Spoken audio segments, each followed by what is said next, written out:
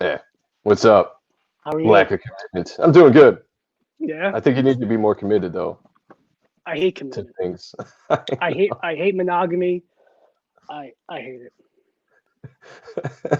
And it looks like I got pink eye because I stabbed myself with a grass plant this morning, and it sucks. Not like the fun kind of grass either. Nah, but I got You know what I'm that if talking you're about. ready. Yeah, Hey, I mean, did you eat your edibles? Are you all set? You all relaxed I and ready ran. to roll today? I ran out, so I got to pick up Oh, some tomorrow. that sucks, man. That Yeah, sucks. Better drink that coffee. I got that. Yeah, I know.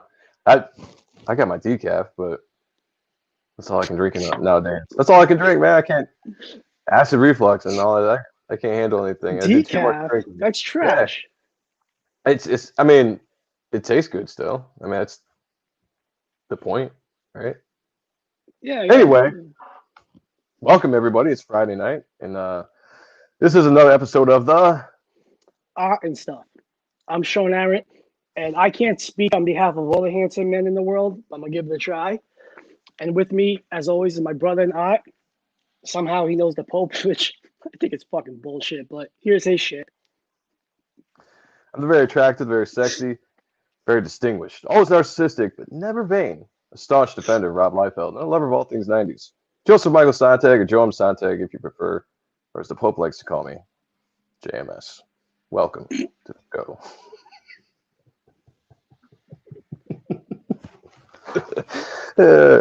I'm telling you, dude. Me and the Pope, we're tight. I counsel him a lot of times when he's trying to make big decisions. The That's Pope, what we. he's such a nice That's, guy. That's a Hey, throwback to the state if for our older fans or people of our age. They remember that show. older fans. What are you talking about, man? I'm 23 years old. Look at this is just. I do this for looks, you Yeah, know, like the distinguished. But I mean, I'm really young. yeah. Yeah, same. Anyway, thank you for everybody for joining us. We're just kind of spitfiring here while everybody's coming in and getting some viewers. But here we are again on a Friday night, as always, except for last week when we weren't here. So sorry about that. But our guest was not feeling well, so we had to reschedule. And we will reschedule with We John will. at some point. So keep an eye out for that. But I think we're gonna have a very entertaining, very informative show tonight. Don't you I think, believe Sean? so. I'm gonna spread that rumor, And what a hell of a like rumor it is. hashtag it, everything. Hashtag that shit. Oh, yeah. So before we get started, I want to say, remember, November 6th, we're doing a show that's celebrating us. The very Look, awesomeness is this. look what we did. We did a thing. Celebrate us. Look But how awesome we November are. November 6th, we're starting a brand new channel. It's going to be called the Art and Stuff channel. What's up, JoJo? Good to see you. And we're going to have a bunch of guests that we had on throughout the year going to come and swing by and shoot the shit, maybe do some drinking. We're going to talk art. I think we got Billy Tucci, Ooh, Dan bars. Fraga, Marat Michaels, Rob Willis is going to show up. Jesse Witchman's coming on. Ryan Kincaid's going to be here.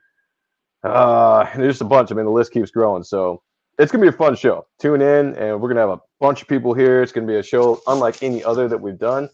And who knows what's going to happen. So it's going to be a good time I don't to know. celebrate the new channel. No, it's going to be a good time. It's going to be awesome. And we're going to drink. I might actually get drunk for the first time live. Really? Pay attention. That'd be awesome. Yo, this is horrible. I feel like Your eye? Look at yeah, like go I feel like get Popeye. go the Or other like, angle, man. Get the other angle going. There you does it go. look like this? Just yeah. Like, Just do like, the yeah. side profile the entire show. There you go. Yeah, I mean that Yeah, works. It's something new. I should be on a coin. Look at this. Yeah, look at that side. I mean, it's perfect, man. Perfect. All right, I'm not gonna bullshit for any longer. Sean, why don't you bring in our guest, and we are gonna get rolling here. Yeah, we got a great guest. We have one of my closest friends in the world, Jerry Rascoe. I've known Jerry, since like through the Rob Liefeld message boards, since like 05, 07, my memory shot. I remember when I Long first time. met him. I first met him in person at Chicago 07 that we were at, where we Oh no busted shit. out. Yeah, where we popped our Yeah. cherry. Yeah, we did. and he had his portfolio with him, and the piece he had, there was wood on it, like wood paneling of in the background. I'm like, you got good wood. I don't think when I talk, Yeah. But he's been a great teacher, an amazing friend, and just not only inspirational but just stupidly talented. Like I've said this before, like his art, everybody looks like they're having a good time. Like the fun of comics, like which is what absolutely. I think it's about. And without any further ado, let's bring up Jerry. All right, here we go. Jerry, welcome to the show, brother. How's Party it going? people in the house, how we doing? Oh yeah, ready to have a good time. Doing All good. right. Doing good. Thanks for having me, guys. I appreciate it very much. I've been looking forward to it ever since Sean reached out. Very excited for tonight. Well, thank you for coming and celebrating us. Celebrating it. That's what it's all about. There'll be an awesome celebration of us on the 6th, but tonight it's all about you, my friend. Like Maya and Cisco, it's all about you. Well, somebody's got to do it, so Cisco, is that the thong song guy? Dong, dong, dong, dong. Oh, I got an amazing thong song story from Cancun in 2000. That was like the national anthem. It was phenomenal. That was the only thing we'll keep that title because I don't know. Okay, yeah, we'll get sidetracked on thongs. I don't need mental images of you in a thong. I don't. Oh no. Let's go. No. I know where that story is going. I know. Yeah, it's not what I was thinking, but you should have. You should have. JoJo, I miss performing too. It was a long time ago. It was always a good time. Thank you for checking out those videos and keeping the memory of Mine Enemies Fall alive. Appreciate it, darling. Jerry, if you didn't know, Joe was in a barbershop quartet. Right. Yeah. That's where I was going. That was my first thought. Was barbershop. Yeah. Yep. Yeah, that was me. That was me. Good party times in the party. It's that baritone tenor you have there. Yeah. Oh yeah. That's all day long. Gives you away every time. Jungle, the mighty jungle. Oh, that's gonna be a good show tonight. All right, I can tell. Goofy as hell. Look, there's nothing but LeMayo's whenever Jerry and I are together. You never know, the cops might be called or what have you. It's always the times. Yeah. But well, Sean, I'm gonna let you spearhead the show tonight because I know you got some questions already set, ready to roll, and I'm gonna do my best to bring up whatever we might talk about and handle the chat. So people start showing up, we're gonna start having some questions going. But until then, I'm handing it over to you. Bring it on. All right, Jerry. So, what's your origin? What got you into comics? What got you into art? Why are you the guy you are today? And who inspired you? So I'll give you a condensed version because I'm old, so it could go way, way back. But go as long as you want, man.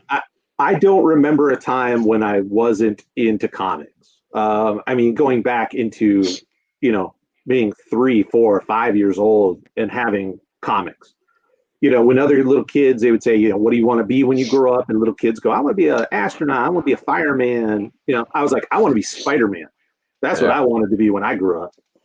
And so that was everything to me. But I didn't understand, like everybody as you're growing up, you don't know how comic books are made. You just know they're a thing. And you're like, man, if I could do that. So as a kid, I just constantly was drawing out of comics and kind of learning through osmosis of drawing. And, as I got older, I would constantly be sort of making my own little mini comics. I think, you hear a lot of comics creators do that. You got your 8.5 by 11 typing paper your mom bought you at the store.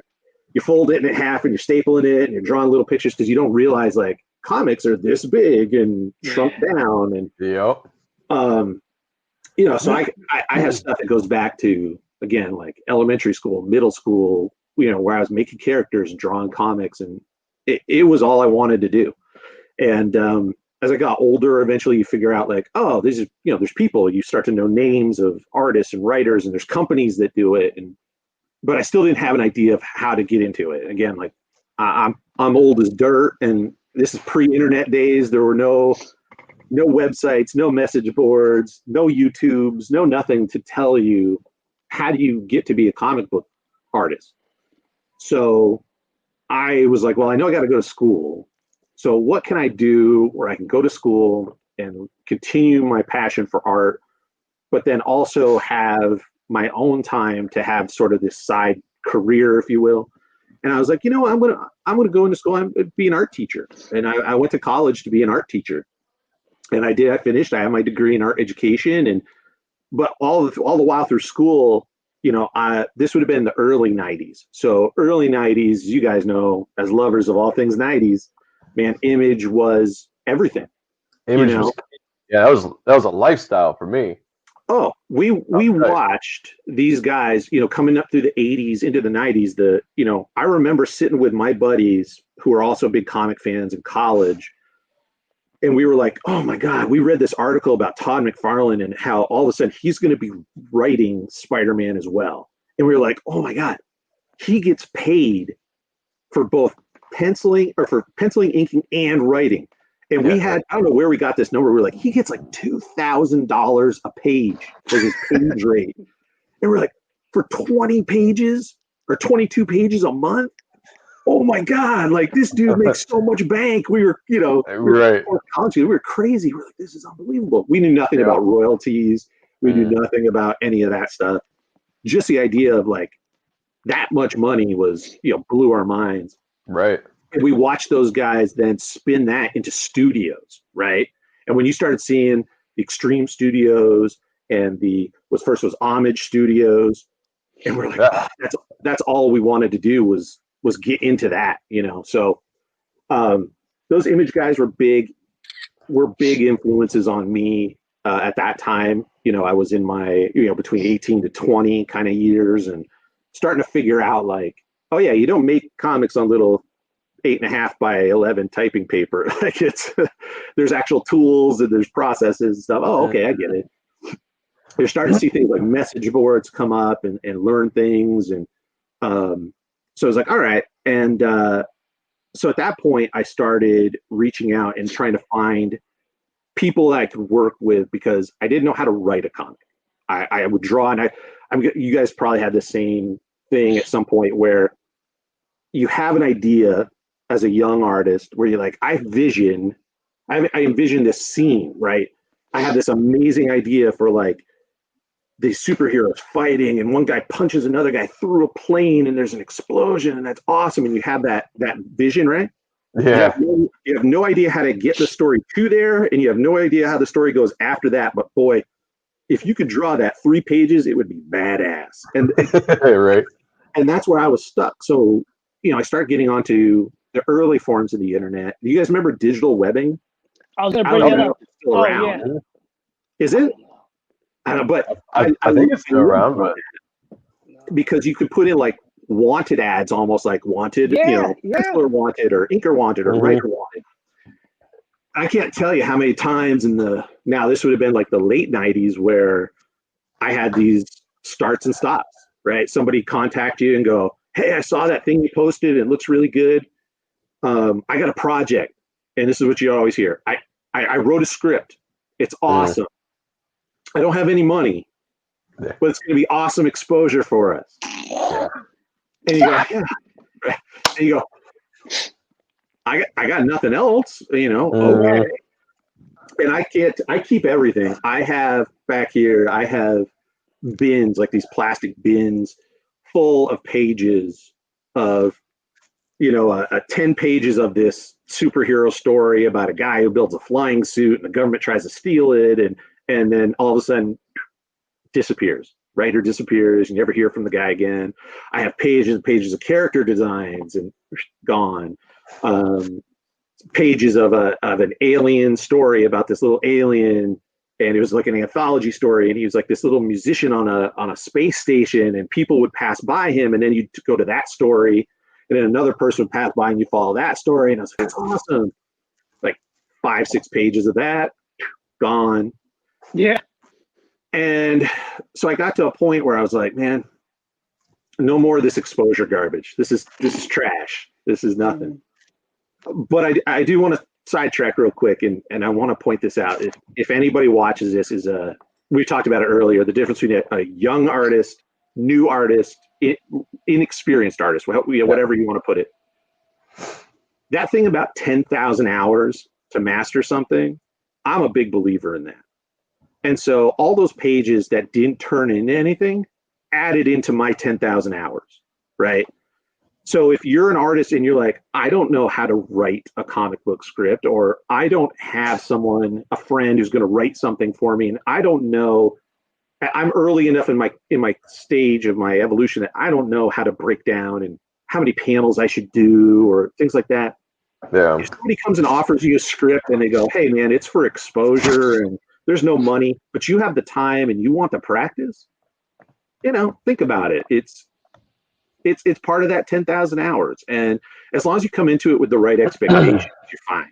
If you think you're going to turn into the next Todd McFarlane from a guy that says, I got it, this is my first script. Right. It's not going to happen. Dare to dream. Yeah, exactly. Yeah. So I ended up finding somebody who he had self-published and he had books that he could show me. And I was like, all right, so if I draw this, then that's actually going to see print. That's really going to happen. Okay. And so I dove into that, and it really had my first experience of drawing a full comic. It was full script, like complete full script. And I had an inker who was inking me, and I'd never done, I hadn't worked with anybody. So that was cool, but it was definitely a new experience. And this was early enough. This would have been like 2004-ish, I'd say, where scanning something, printing it to blue line, and inking that really wasn't an option. So I had to do the old school FedEx, like put pages in boxes and send them and do that gig. So I did that, and that book came out. And then I had another friend of mine at that point who was like, hey, I want to write something for you. And again, he had produced some self-published comics. So I'm like, again, this thing's going to become a physical thing I can see in my hands. So I'm going to commit the time to it. And I did that. So at that point, I had 2 indie self-published comics that I had done. And I felt, and that's when I started going to conventions. I should point out that for anybody, I'm sure a lot of people won't know who I am, but I grew up in a really small town in Vermont. There's nothing there in terms of comics. We had like one comic store. There's no conventions. There's no big artists coming through town. Right. I didn't go to a convention until my sophomore year of college. And it was one of those, remember the old days? So this would have been like 93, 94. The old shows where it was like half sports cards. And then you get a bunch of dealers with quarter boxes and dollar long boxes. And then maybe, if you're lucky, you'd have 1 to 2 artists who happen to show up. Oh. That's what that show was. And you know what? I didn't want to go. I was super self-conscious. I didn't feel like I was ready to go and show anybody anything. And I had friends that pushed me. And I met Brian Stelfreeze there. And it was him. And the other guy there was Denny O'Neil. And 93, 94 would have been right before, or right at the beginning of the whole Nightfall with the Asbat and all that, right? Yeah. And Brian Stelfreeze was doing covers for Shadow of the Bat, and I had been reading that, and he did those painted covers, are really cool. cool. Those are awesome covers. Yep. So we showed up, and that guy had he was like the Pied Piper of the con. Like, he had people surrounding him. He was in this corner, and he had all these people around him, and everybody's just like, wow. And he started talking, and this is how bad it was. I didn't have anything to show him besides a sketchbook. Like, I didn't have anything. And I showed him like this sketchbook because I was taking art classes in college. I show him the sketchbook, and he's looking through, and he's like, okay, yeah, that's cool. Yeah, I see what you're going here. Yeah, I got your style, this and that. And he's like, he flips and he flips and he flips. And he goes, what are all these pages with like, there's like half a face and then you stop, or there's like a torso and then you stopped, and then this and that and you stop. I was like, well, it wasn't coming out right. I started drawing it. It wasn't working. And so I moved on. And he's like, yeah, because there's no underdrawing. And I was like, underdrawing? Now, Okay. to put this into perspective, right? I'm going to college, a state university for art education, getting A's in advanced drawing classes, and I don't understand the concept of underdrawing because I never had to do it. Really? Like, I never thought about that. Yeah. I could look at something and go, okay, and draw it. I didn't have to do it. But when I was drawing from my head and you're drawing figures and stuff, I couldn't put the difference together between I'm drawing something I look at versus something in my head, and I have to kind of plan that out. And he showed me the whole thing of like, draw your stick figure and stuff you'd seen in books. But when I was a kid, I would just skip to the end. It's like the stick figure and the bubbles, and then you add stuff. I just skip to the end and draw that and be like, oh, that's easy. I don't know what the big deal is. So he showed me in my sketchbook, and I still have it. He drew in my sketchbook, here's how you draw the figure, and then you add stuff over. And then he had the kneaded eraser, which was one of those tools I'd always had in every art kit I always got as a kid, and went, this is dumb. Right. I don't know what to do with this thing. This gum sucks. Yeah. It's silly putty. It doesn't do anything. This sucks. Great. So he showed me that, and then you could still see the lines, and I was like, bing! Like the clouds parted, and I was like, this all makes so much sense now. So that was a big deal for me. Anyway, sorry, I kind of backtracked. So back to I've got some comics published, and I'm starting to go to shows, and this is where I meet up with Sean for the first time, and I went to New York Comic Con, the first one I think it's at the Javits, right? Yeah, that 06. Yeah. It was nuts. It was so busy. They had a guy at the door who was counting people in and out, so the fire marshal wouldn't come shut him down because it was that packed. And I went to that, and at that point I had a portfolio, and I had some pages that I had done for the second self-published book that we did. That's that book Earth, Sean, that I know you've seen it. Yeah. It's kind of like a fantasy Dungeons and Dragons kind of story.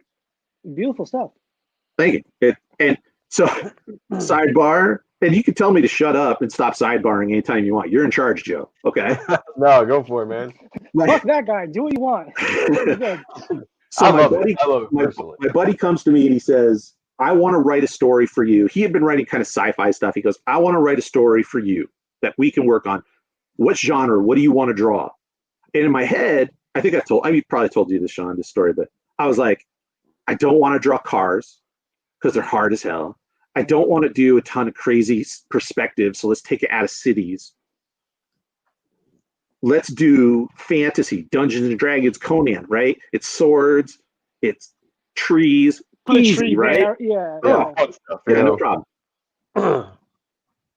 I've also, at that point, I never inked a printed piece either, right? I've always just penciled. So he goes, yeah, let's do that. I end up with one of the main characters is a minotaur who's covered in fur and hair, and I draw every one, right? I'm that dude who draws every hair. Castles, every brick, every stone, the scratches in the stone. There's 5,000 archers along the battlement of the castle shooting arrows. I'm drawing all the fletching, all the arrows. I killed myself. I mean, it was nuts. I really shot myself in the foot on that one. There were no pages you got to take off. There was no silhouettes. There was no, none of that stuff. So, but I learned, and I was supposed to have an inker. Again, this is the folly of not knowing any better. Supposed to have this guy ink, and my buddy was like, "Hey, I know this guy. He's an inker. He's inked for Marvel. He inked old issues of the Hulk in the 70s. He's worked on video games. Like, you might know this dude's name." And I was like, "Okay." And this was early enough where I was sending pages, like put them in a box, mail them out. The guy's going to ink. He Yeah. sends me back the first page. He inks directly over my pencils, not on an overlay, right over the originals. And I'm looking and I go, that's supposed to be a face. Oh. I can't tell what that is. And I show my wife and she's like, that is awful. And I said, I'm going to do it myself. I can't do worse than this. Bear. So not only did I take and make myself this crazy thing, it turns out to be like, it's like a 40-page book. I pencil and ink the whole thing. Yeah.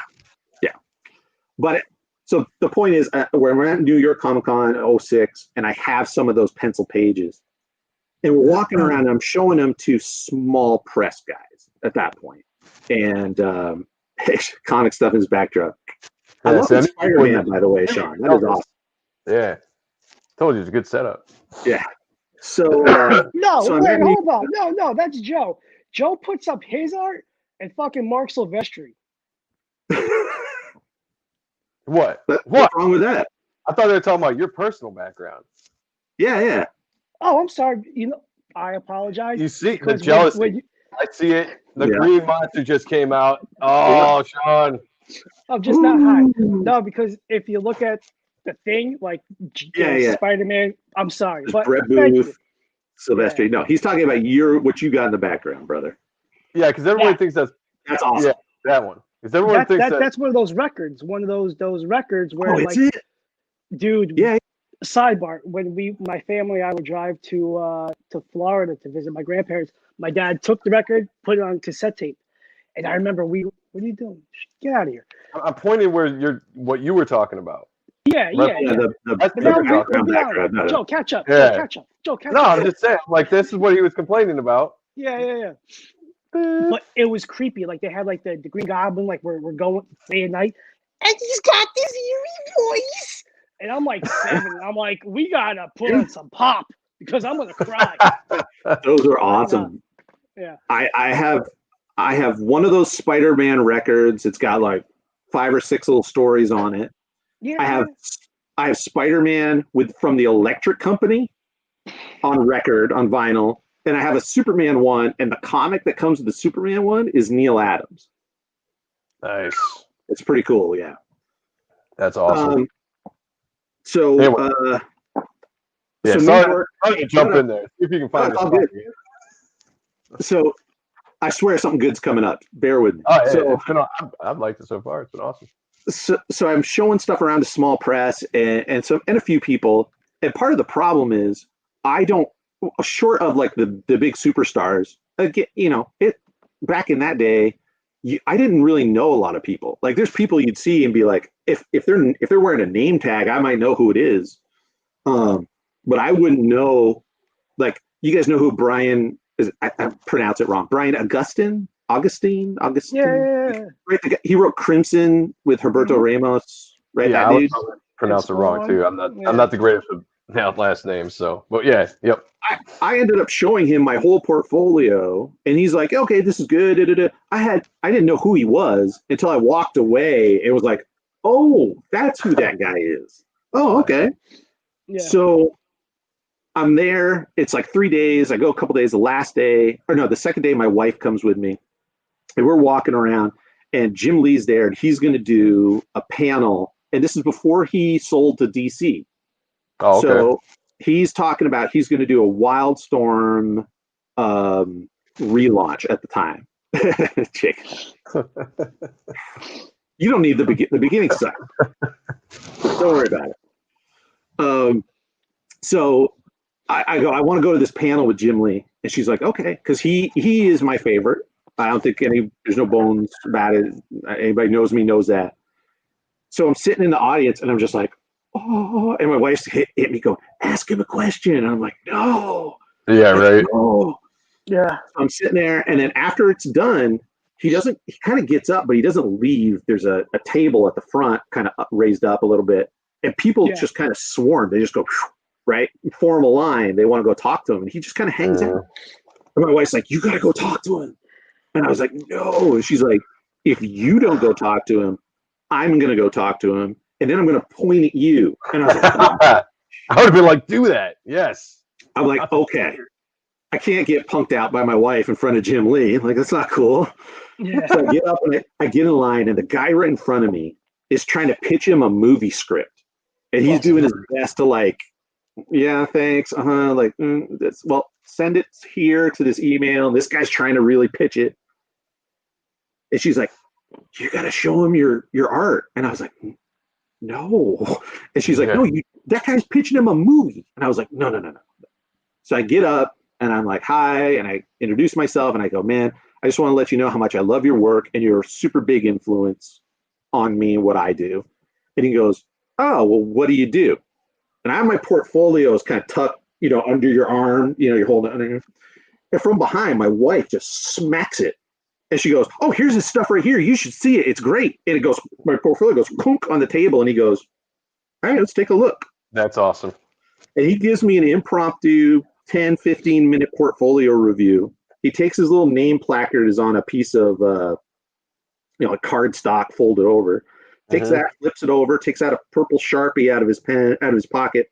And he's like, this is what I would do. And he starts drawing that and like, take this panel if you do this angle and da-da-da. Nice. And I'm like, oh my God, this is amazing. So I learned more in that 15 minutes than I had probably learned in the past 3 years, right? Because he got to the right points and he hit the right things I needed to hear and explained it in a way that completely made sense. So that's another one of my big influences is that guy. So then at that point I was like, I got the bug and I was like, I really want to do a show. Like, but I never felt confident enough. I didn't feel like I had enough work to show. Because if you go back to those convention days of those early 2000s, Artist Alley was a lot of it was guys who had books and they're selling their books, or they're Marvel or DC guys and girls who had books that people knew, so they would go, come draw. Like if I've drawn Gambit for Marvel, they come and go, hey, draw me Gambit. You go, yeah. I didn't feel I had enough cred, right? So one of the guys, the guy who self-published the first book I did, he would go to Chicago every year, and he was like, come sit at the table with me, come do that. And I was like, all right. So the first time I got to just sort of hang out, I sort of sketched a little bit, but I didn't do much. And that's where I met Rob. I met Marat, and a few other guys like Jeremy from the board and stuff like that. And then I was like, okay, I feel confident now. I think I could do this. And so again, we decided, let's share a table in Dallas. So I'm going to drive up. It's about 4 hours north of me. He's going to fly down. We go to Dallas and we share a table. And again, I'm like, I don't know what to do. Like, I'll sign comics if people buy the comic I did. But other than that, I've got some pencils, some paper. I don't know what I'm going to do. I didn't have a banner. I didn't have anything. And he goes, just start drawing something. People see your drawing, they'll come talk to you. And I was like, okay. So I started drawing. And by the end of the first day, I had a list. Now I was doing sketches for like $5, but you start somewhere. Mm-hmm. I had a list at the end of the first day like this. And then I was busy the whole time. And what helped was this will be another guy who really influenced me. The person sitting directly to my right, the next table over, is Will Spataccio. Oh, nice. Nice. And I'm like, I was just going to say, that's an awesome spot.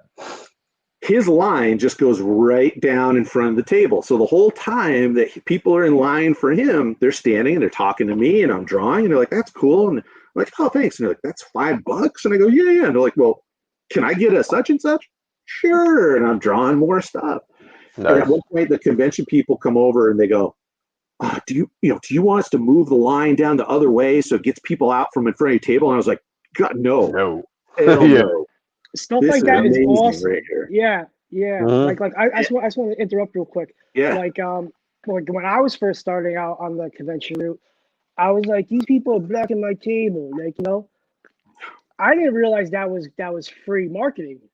Yeah. And fast forward to this past December for Ocean City Comic Con, I'm next to Mark McKenna and Bob Camp. Bob Camp co-created Ren and Stimpy. Yeah. So he's fucking packed, and Mark's packed because Mark's 30, 40 years as an inker, artist, whatever. Right. But Bob's camp the lines would be in front of me. That made some pretty good money because of that. You can't look at it as it's fucking up your flow, because Right. the real thing is you're not really known, unless you're in like a local certain area, but that's what's going to get the eyes. So I'm sorry. Right. Yeah, stuff like that is awesome. No, I look forward to it. That is an absolutely perfect thing, and I highly recommend, if you're starting out and you can get yourself positioned near a pretty popular artist that you know of at a show, do it. Don't be afraid to do it. Yeah. For one, it's going to bring you traffic. Like I said, you're not known, so it's not like people are fighting through a line to come see you the first show you do. Right. And most people will be cool, and so if I had a line in front of my table and somebody was coming to see me because they know me, they go, oh, excuse me, can I step in? I want to talk to this guy. Most people go, yeah, go ahead. For the most part. So, don't be afraid. And then the other part of it is, so now I'm next to Will Portasio, who I am a big fan of his stuff, going all the way back to him as an inker. Amazing stuff. And so I'm talking to him and his wife, and he's just taking breaks to be like, he'll stand up and be like, hey, so how's it going? How's the show going for you? Da, da, da, da, da. And what's up, Pizzo? I got to ask him all kinds of cool questions and things I always wanted to know. And like, why, when you were doing X Factor, like, why did they have those yellow things around their neck? Like, what was that? And he told me the backstory and all this kind of stuff. He told me stories about working with Lanil Yu, who that was during the time he was doing Secret Invasion was the big crossover, and Lanil was doing all the books, right, the big Marvel books for Secret Invasion. And he came through Wils's Philippines school that he does. So So our education is a huge thing for Wills. Like, he is a big believer in that. And so we talked art and education and what do people know and what do they need to know and stuff like that. And he was amazing. His wife is super sweet. She's awesome. Joe is amazing. Yeah, she's great. Yeah. So we had a really good time and got to chat, and at that point I was hooked. I was like, I want to do as many shows as I can do, and at the meantime I'm still. So at that point I kind of transitioned. I wasn't doing, I think I did a couple covers, and I think I did at least one other book for somebody, but I started getting into that convention flow. Sean, you'll know about this a lot, I think, because you've been doing a lot of shows the last few years. You get into this mode where you're prepping for your show, and you're getting all your prints ready, and you're drawing to get your portfolio full of stuff you can sell. And if you've been to a show, a month before, you're trying to finish up any commissions, or you're doing pre-show commissions, right? So you're doing a bunch of work to prep for the show, and then you go to the show and you're working. I look at conventions like a trade show, just like as if you were selling computers or desk lamps or pens, whatever it is. That's my trade show. So when I'm there, I'm working, I'm on. So by the end of the day, I'm exhausted. I'm really you have to put on a show yourself. Yeah. You got to be that salesman. You got to like, hey, and which I learned from Jimmy J, where it's like, make them feel comfortable. Yep. How you doing? You see somebody who's wearing a Captain Marvel shirt, and you go, Captain Marvel, I love that movie. That was a really good movie. And they go, oh yeah, no kidding. You come over, and the next thing you know, they go, oh, you have a Captain Marvel print, or you have some Captain Marvel original art, or a sketch cover you did. And you go, yeah. So it's really working the whole time. And so you do that, you end up with a commission list, and there's always a few that you can't get to. Yeah. Then you take those home, and now you're prepping for the next show. So you're doing new prints, new portfolio stuff. That's my man Brian right there. That's my best friend Brian from back home, from growing up. Thank you for coming by. Yeah, appreciate you, Brian. If you have any inside dirt on Jerry from like college years, exploit it. Yep, throw it in the comments. Yeah, I'm sure. So yeah, so I got into this convention thing where you're always working to the next convention, and I didn't have the time that I really wanted to get back to doing pages and doing books.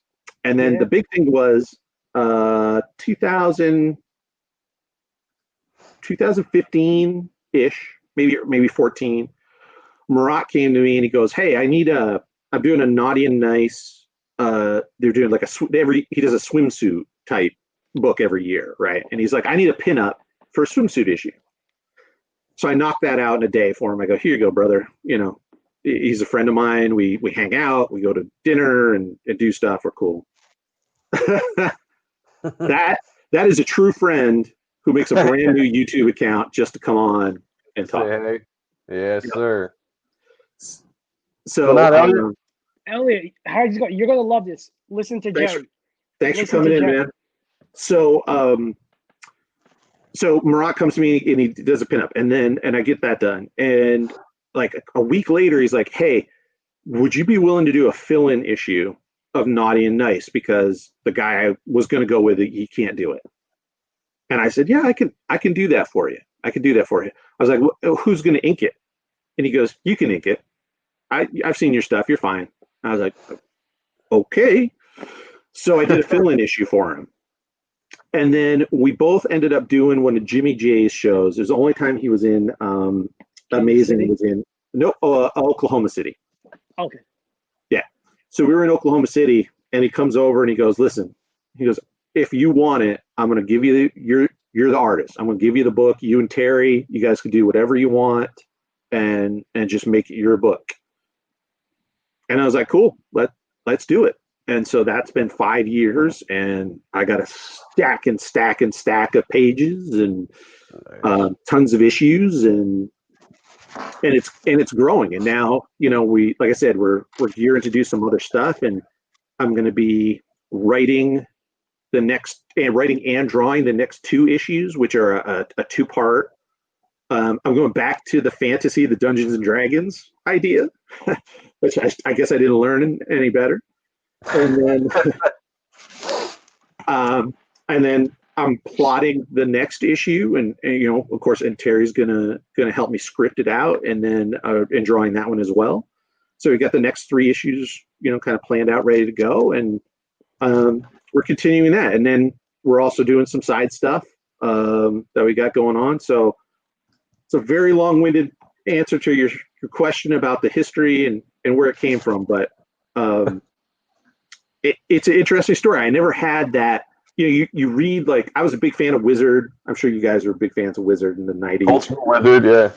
You know, and you'd read those stories about how a dude broke in to the business, right? Like, I went and I had pages and I showed it to an editor at a con, and that was it. Yeah. Or my aunt was friends with a guy who used to date an editor, and that's how I got in. Yeah. I never had that break, if you will. It was kind of the slow churn of I'm just going to keep slogging along, and I'm just going to keep getting better and doing it because I really enjoy doing it. And that's where we're at. I've actually, if we're going to segue there, well, not a segue, but Elliot's always good at having questions. So I knew that if he was going to watch tonight, he would have some questions. So he's got a question about cons. He said, "I've never done shows before, and I was wondering if it costs a lot to set aside a booth for a con, and if it does, do you make that money back from the stuff that you would sell there?" Depends on the show. Depends where you are. Yep. Depends on your talent. Every show is different. Yeah. Shows range in pricing from, and I don't know if they're still out there. I would imagine after everything's been shut down, when we get back to doing con regularly, you're going to see some people who are going to have some good prices. Yeah. It used to be, $50, $75, $100 for a 6-foot table. And can you make that money back? Yeah, if you work hard, if you have stuff that people are interested in seeing. So if it's a lot harder if you have really esoteric stuff. And what I mean is, like, if you're self-publishing your own book and that's all you have to sell, and people don't know who you are, it's a lot harder to get somebody to come and go, "Hey, I know you've never heard of a giant-sized Ratman, but this is my comic, and you really want to spend $5 for it. Right. That's tough. If you have original art or sketch covers or things you've done of Spider-Man, Captain America, or the Hulk, or Batman, or you're willing to draw those while you're at the show, that's where you can make your money back and cover. And just set your expectations realistic. Like my thing for the first show I did, I said, look, so if it costs me, and first thing I did, like I said, I split a table with a dude. That's a great way to get in, right? Somebody who's like, I'm willing to take half or 3/4 of the, right? Because they're the one who's there, who's maybe done it before. I'm going to take 3/4 of the table, but we're each going to spend $75. Great way to get in, less pressure. My goal was, I want to make the money it cost me for the table. If the table was $100 and I walk out of here with $100, that was my goal. And then my next goal was, all right, I want to make the table money back plus my hotel money, right? If I had to stay at a hotel. Then when I did that, once I got there, okay, now my next goal is hotel and food and table, right? You keep growing your expectations. If you come in and you go, I'm here, nobody knows who I am, this is my first show, and I'm going to come out of here making $3,000 profit this weekend, you're going to have a tough time. So just be realistic with your expectations would be my advice. And I think that specifically with Elliot, I've seen a lot of the work that he has posted on Twitter, and he does a lot of Teenage Mutant Ninja Turtle stuff, which I think is a plus, because there's a lot of collectors out there, a lot of big fans of Turtles. And I think there's something, if you have like fan art of the Turtles or just that kind of popular thing, that's going to draw people in, especially if you get prints and get them colored. If you spend a little bit of money and get them nicely colored with someone that knows what they're doing, and draw those invest people in yourself. Right, exactly. You're probably gonna take a hit with the first few mini shows you go out and do until you start, get the turnaround, depending on how much you put into it. Just case in point, I always went for it big when I was younger, and I've only done a few cons, but like I always wanted to do the big cons. I didn't want to do the small cons because I thought big cons, bigger, the exposure, that's what I want to go. So I would spend hundreds of dollars to get a table at like Wizard World, and then not get a lot of my return because nobody knew who the fuck I was. Like you were saying, I was there with my independent book. I didn't have any prints or any fan art of anything, so I'm just trying to sell my book, which I, sold a decent amount, but it wasn't like I earned my money back with the hotel and the table and the printing of my book and all it took to get to where I was going. So it's definitely something good to keep in mind, what Jerry just said, when you're going to a con for the first time. If you're starting out, stay close to home. There are shows in almost every city across this country every weekend. If you can drive back and forth every day, so let's say it's a 2-day show, and you can drive there on Saturday, pack up at night, drive home, drive back, that saves you so much money on the travel part of it. That's probably the most expensive portion of doing it. Yeah. And, and Brian was pointing out we are children of the 80s, Brian and I, and big fans of the original Turtles and G1 Transformers. You see all my Transformers back here. And we used to draw that stuff all the time. And the difference is now I get paid to do it sometimes, which is awesome. Right. But speaking of the Turtles, that's a great thing. Like I've met Kevin Eastman. He is a big fan of when people draw the Ninja Turtles. Like he loves seeing what other people do with the Turtles. I have a series of Teenage Mutant Ninja Turtle prints that I did, and I was an early reader of the original black and white. So for me, I do all these grayscale turtle prints. So they're all black and white, and sometimes what I'll do is just color the red bandanas, but keep it in all gray tones. Yep. I would say I can't tell you. I've easily sold thousands of the Teenage Mutant Ninja Turtle print over the years, And when I think to myself, I go, man, this thing's like, it's like 10 years old. Like nobody wants to see this anymore.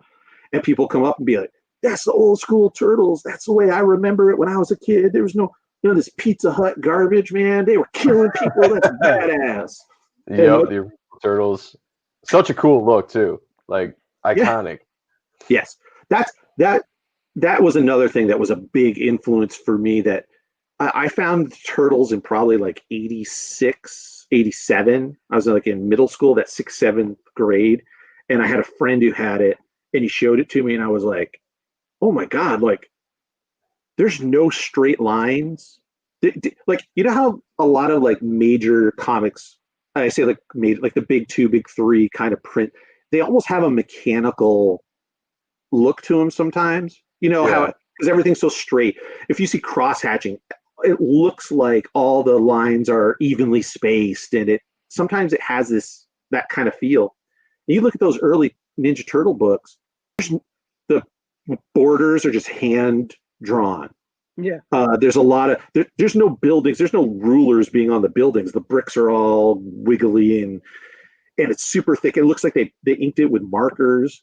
And I was like, I remember being like, I could do that. Like, yeah, I got markers. Like, it's black and white. I could do that, you know. That was a huge influence for anybody, I think, you know, kind of my age, I know, coming up, made us all feel like had energy to it too. We really do. Yeah. Sometimes that stuff without like the straight rulers has a lot of energy in it work. And one thing that I remember hearing Mark Silvestri talk about is he never really liked using rulers. And if you look at some of Silvestri's work, you can tell that he doesn't really use a ruler, but your eye doesn't really catch the fact that the line's not perfectly straight because there's character within like, the buildings he draws or the chimneys he might do or the way he shadows things. And you know, I've looked at a couple of the stuff he did in the darkness, and some of his perspective or whatever you might say might be off a little bit, but it's a character. The background is a character within the book, you know, and it fits so well without having to have just this perfect straight line for a building and a windowsill and all that kind of stuff. So yeah, I'm all for that. I think some of that stuff is just energy, and that's what it should be. Since we were talking about Elliot real quick, I just wanted to bring up let me see if I can find this, because we're talking about the Turtles. This was some of the stuff that he did the other day that I shared, and I really liked because it had that original Turtles feel, you know, with like the beak faces and everything. I mean, like that was so cool. And yeah, if you just took the red and put that in their masks, I mean, that'd be awesome right there. So I thought that was a really cool job. The details that he puts in is immaculate. That is a really great piece, and I like the composition, what he's done. He's got depth, right, with the foreground of the pipes and the smoke, but then he's got that middle ground of the turtles, and then it even goes back a couple layers into the buildings. That's really nice. You know, you see a lot of young artists would have just stopped with you know, the Raphael and Donatello at the top of the building there. They wouldn't have bothered to do that background, but that does really give it that depth that's really nice. That's a really good piece.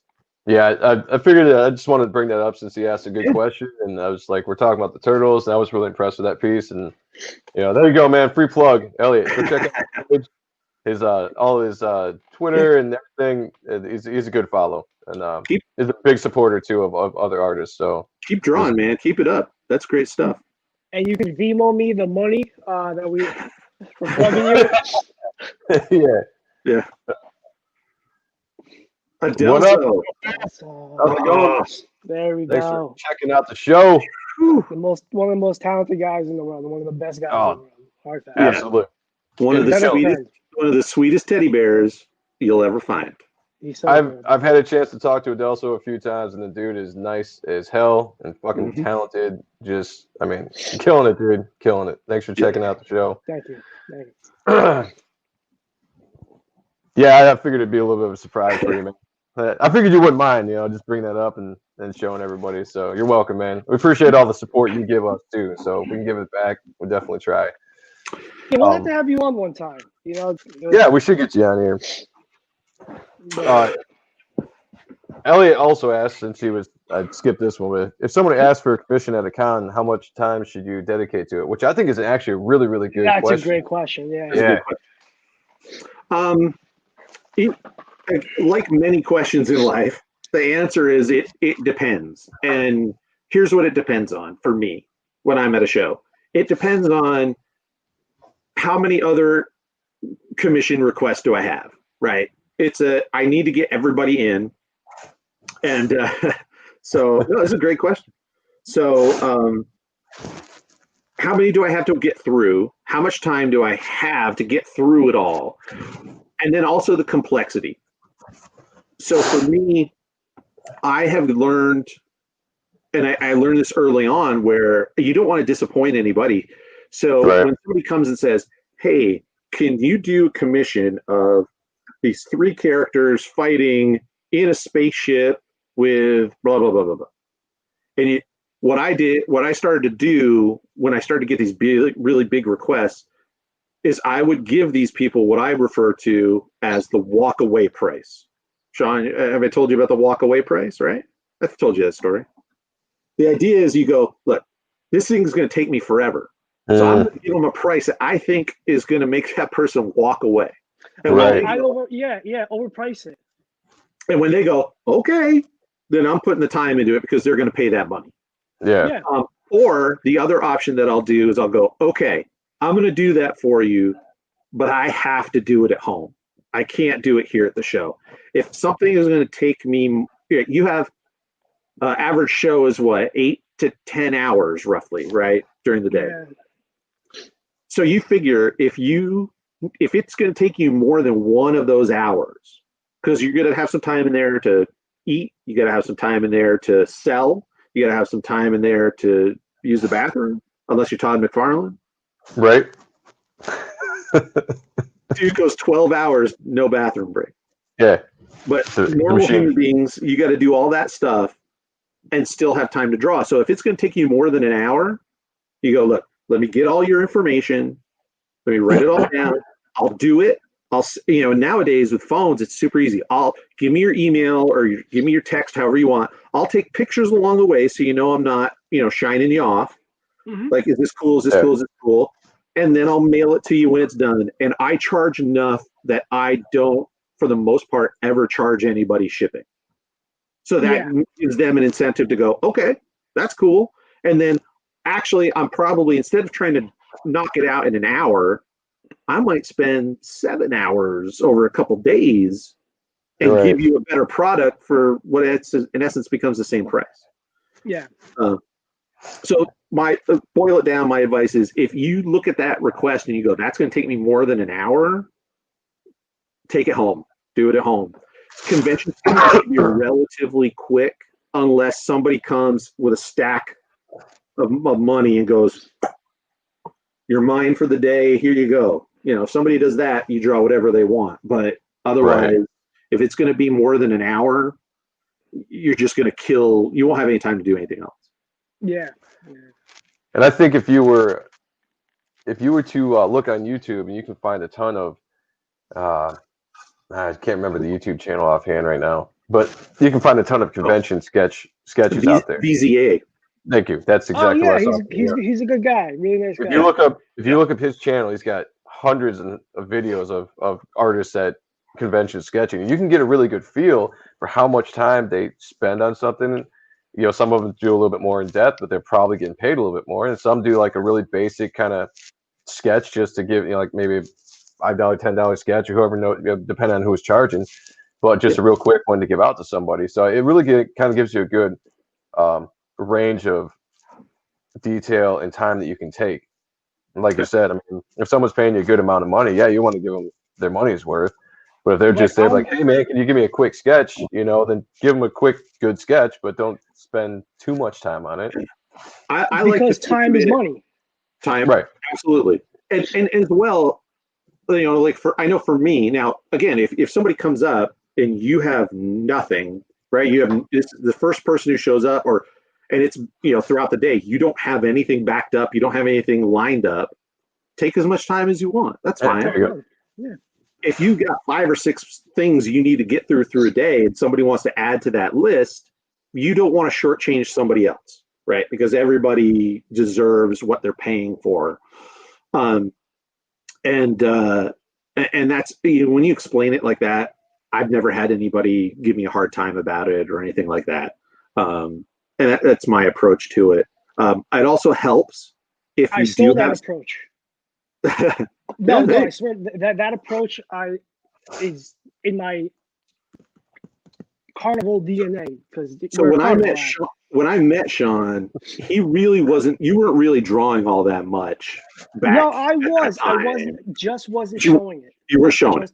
Just wasn't showing it. And so he would come over to my table and hang out and stuff, and I had no idea at the time you were picking my brain about, like, why do you do that? Why'd you price that? Why did you do this? And over time, I've seen you do stuff, and I go, oh, he was listening. What a nice boy. Yeah. So that's awesome. It makes me feel good to know that, I've been able to help you out some. Oh, more than you'll ever know. Like it's like like a lot of my commissions, like at shows, I have a sketch price, which is a cool, quick sketch. It's affordable, right? Because you want people to kind of be able to spread the wealth. And then there's commissions where I take time. I might take them home. I mostly take them home because you're spending your hard-earned money on me, and I want you to come back more and more. So I do that. And then you got your tchotchkes, Yeah. I was going to say earlier, before, and you voiced it perfectly. I differentiate between what's a commission and what's a sketch. Yeah. There you go. And it shows you're getting sketches, and they can be good. They can be color. They can be ink. You're going to pay more for it, but it's going to be a sketch. And for me, I have a sheet that I put out on my table that really breaks it down. It says, hey, this is for one figure, no background, but you can get full color if you want. That's fine. If you want, I want this guy fighting with that guy in this place, throwing this in the sky, blah, blah, blah. You start telling me a story, immediately commission. And pricing's different, time is different. That's a whole different story. So differentiating those two for yourself first before you go to a show is going to help you out a lot. Yeah. Yeah. Then building off of that question, when it's and we don't have to talk about like actual prices, but let's say someone says, hey, I got a commission, it's going to be in depth. You say, all right, that's fine. I'm going to take it home and we're going to go through everything that you just talked about. In order to keep yourself from being screwed over, do you do like half down then and half when finished, or they pay up front, or what is your because I asked Ken Hunt the same thing when we had him on, what his philosophy was. So I was wondering what yours was in that. I usually will do minimally a half and half, but you know what? I found that a lot of people are willing. I'll offer that, and then a lot of people are willing to pay up front. And that's what I'm saying. Yeah. Because they, especially at a convention, because they've come to a show with money in their pocket or money in their account that they know they're going to spend. Right. So to go, okay, I was willing to spend this much money on this commission. I might as well give it to you now. What's the point of holding half of it when I was going to spend it anyway? Sure. But yeah, so that comes along as well with the whole. I'll give you updates as I go. Yeah. So I'll take a picture of it and I'll go, here's the layout. Here's what I'm thinking. Does this work for you? Yep. Cool. Okay. Now here's, maybe it's half inked or whatever. It's cool. You good? We're good. Okay. Why don't you send me the rest? And then I'll finish it up and send it to you. Or I'll need the rest before I put it in the mail. But I found the big majority of people are willing to pay up front because, like I said, they've already allocated that money, when they come to the show. It's a different breed of art collectors now, like as opposed to like 2007. Like, oh yeah, it's an investment. Like these people, these customers, you build up your repertoire if they like your shit and whatever. Like, they're going to be loyal to you and they're willing to spend more because of what you do. It's totally different. It's totally different than when we all started out doing the show scene. Like, I remember at that Wizard convention. Thanks, Elliot. Campbell, what'd he say? How awesome are we? No, I'm kidding. We love you. You're too good. Oh yeah. Campbell was Thank you. doing bust sketch ink drawings for like $60. I'm Yeah. I should have, but I just didn't. I have a David Finch ink Colossus head sketch that he did for $50 that I got in Really? Dallas. Yeah, Dallas in 06, I think. Yeah. I mean, it was totally different. And not only was it, there were more people drawing. There were none of the prints was a deal in Artist Alley. It was drawing. People were drawing. That's awesome. And then it was big names. I mean, you could sit next to Wills Portasio. You could sit next to J. Scott Campbell. You could sit next to Dave Finch. Now, when those guys show up, they're kind of sequestered off to the side, and they're just signing. They're not drawing anymore. It's fallen to the rest of us to keep up the actual art part of Artist Alley. Right. I'll take it. Yeah. I have Absolutely. no issue. I've had professionals come by my table and look and tell me, for what you're doing, you're underselling yourself. Yeah. And what I tell them is, I go, I appreciate that. It's really nice feedback. But what good does it do me to charge $400 for a convention sketch, or a commission, a single big commission I do all weekend, when I'm getting art in one person's hands? Where if I charge $35 and do something quicker, I can get more $35 pieces of art out into the hands of fans that want it. And they're just as happy with that because that's what they can afford. So I have some fans that come to me regularly that are kind of some big ticket buyers. There are some people that come that are looking for that $10, $15, $20, $30 piece, as well. And I try to, my goal is to get as much art into as many people's hands as possible when I do a show. Now, this is a selfish me, but like how great is it feeling when somebody like you respected and they come up to you and they're like, I like that. I see what you're doing. And I notice you, and you're, like they're giving you props, and you're like, you came up to me, like I'm on the other side of the conventional, and you came. I got the table that's right next to the bathroom entrance, like, and you're telling me you like it? Oh, it's unbelievable. It's so fanboy. I'll tell you, when that first show I did, and I'm standing there talking to Wills Portasio. Wills is not an overly big guy. I'm 6'3", he's probably 5'8", 5'9", something like that. So we're, I'm standing there kind of looking at him, and my legs are shaking because this is a guy who to me is famous. He's one of the Image 7. He's a guy that I looked at as a young artist and went, oh my God, if I could do that. And here we're talking about proportions and how, so many young artists don't understand the concept of realistic proportions in comic art, and how you take it realistic, then you exaggerate, but they learn to just exaggerate, and then everything gets off filter because they don't have that structure down to start with. So I'm having this conversation, right? I'm dipping into my college education as an art education major, a degree, talking with Wills Portasio, and I can literally feel my legs going because I'm so nervous. And so it's incredible, to have somebody like that come by, later and go, oh wow, you're doing this. I mean, I sat across at a show from Bob Layton.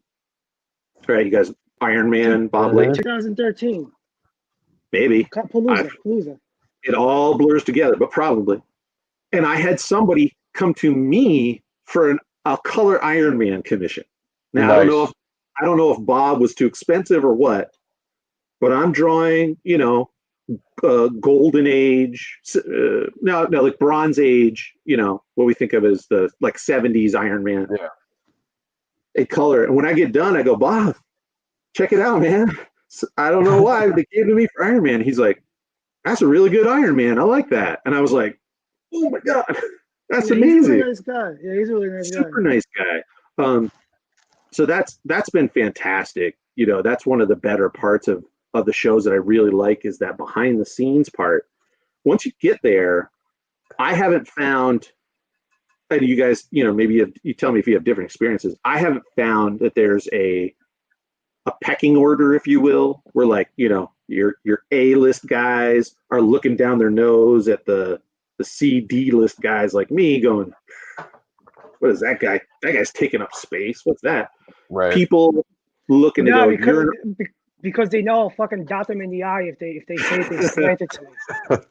But you know that I think most people come and go, "You're an artist. I'm an artist." They were where you are today, and there's Yeah. somebody who's starting where you were X number of years ago.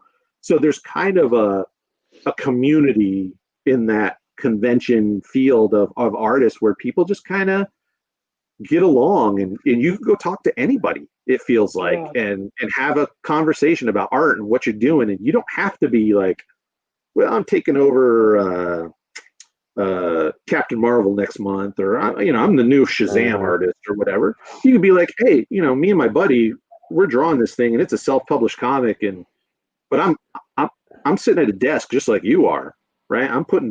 I'm laying the graphite down on that page, man, just like you are, and people respect that, and you can build a lot of cool relationships Yeah.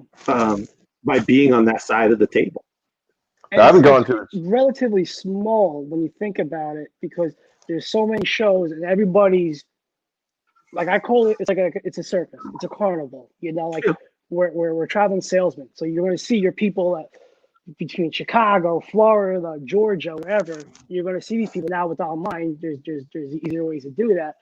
But one thing that was a trip to me. It's like you get to go out. Like all right, last Baltimore, I went out to dinner with Steranko.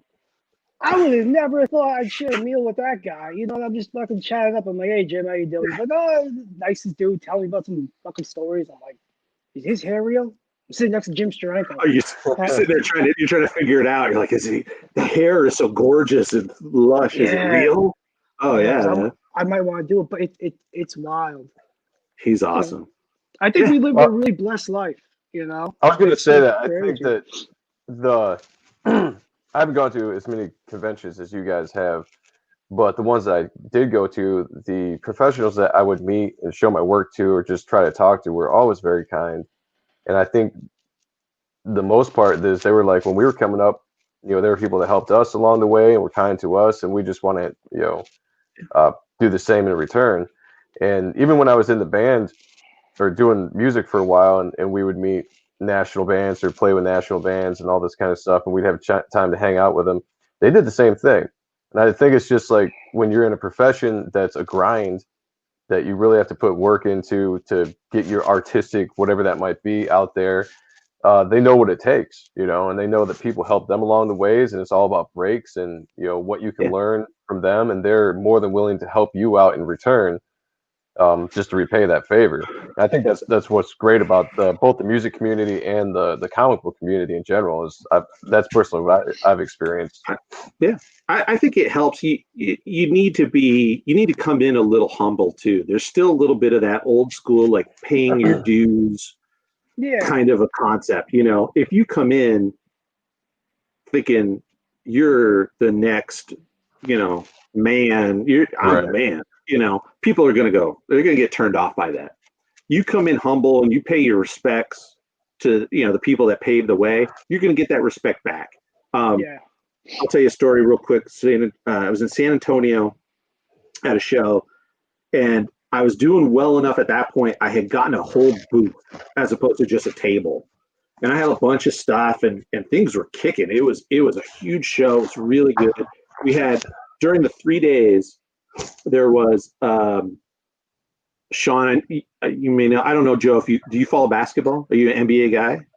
I haven't for a little while. I was big into it when, like, you know, the Bulls were good, but when the Bulls weren't that good, I check out. So fair enough.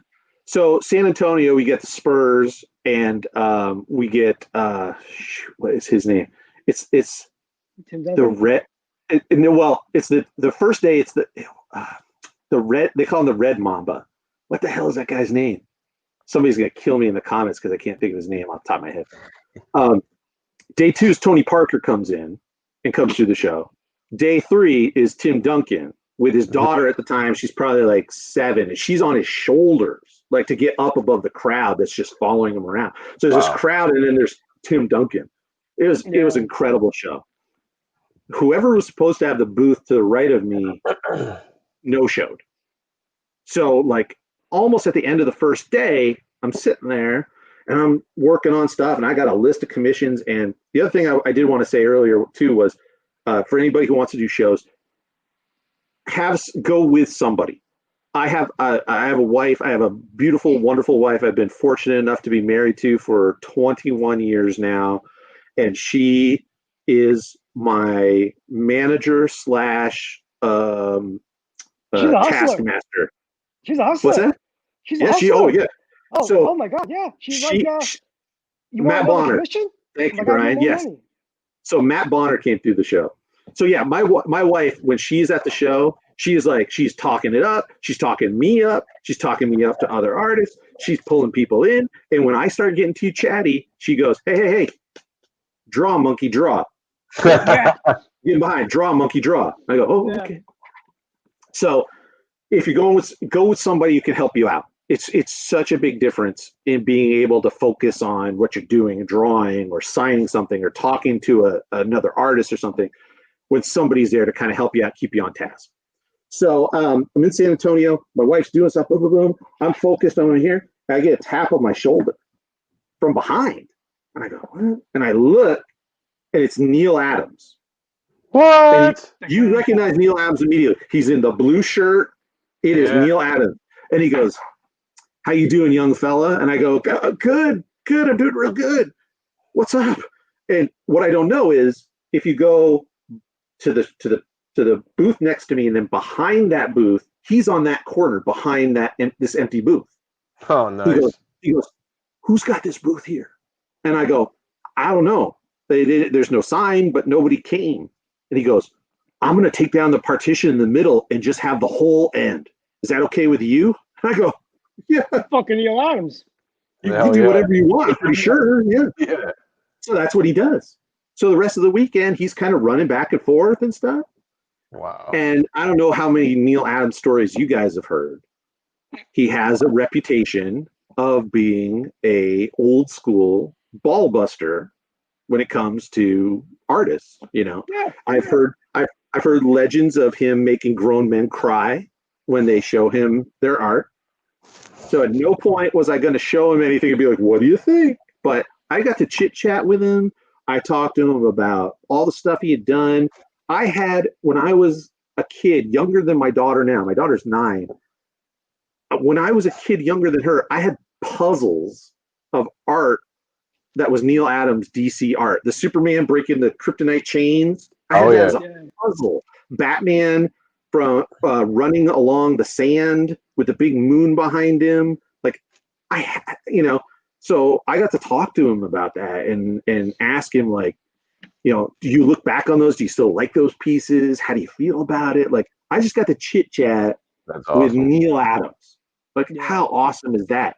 And that's what, I would never have done that if I didn't have good people behind me pushing me to say, you can do this, right? Friends, people in the business, my wife, my family, people going, "Hey, you can do this. Don't be intimidated. Just be you." And I can't give enough appreciation to all those people that have supported me over the years and have pushed me to do it. So if you're on the fence, if you think about it and you're like, "Boy, I'd like to do it, but I don't know who am I? Could I do it?" Yes, do it. Just do it. Just do it. Can I tell you another story? You guys want to hear a Brian Stelfreeze story? Yeah. Yeah, man. Tell me. This is your show, baby. This is your show.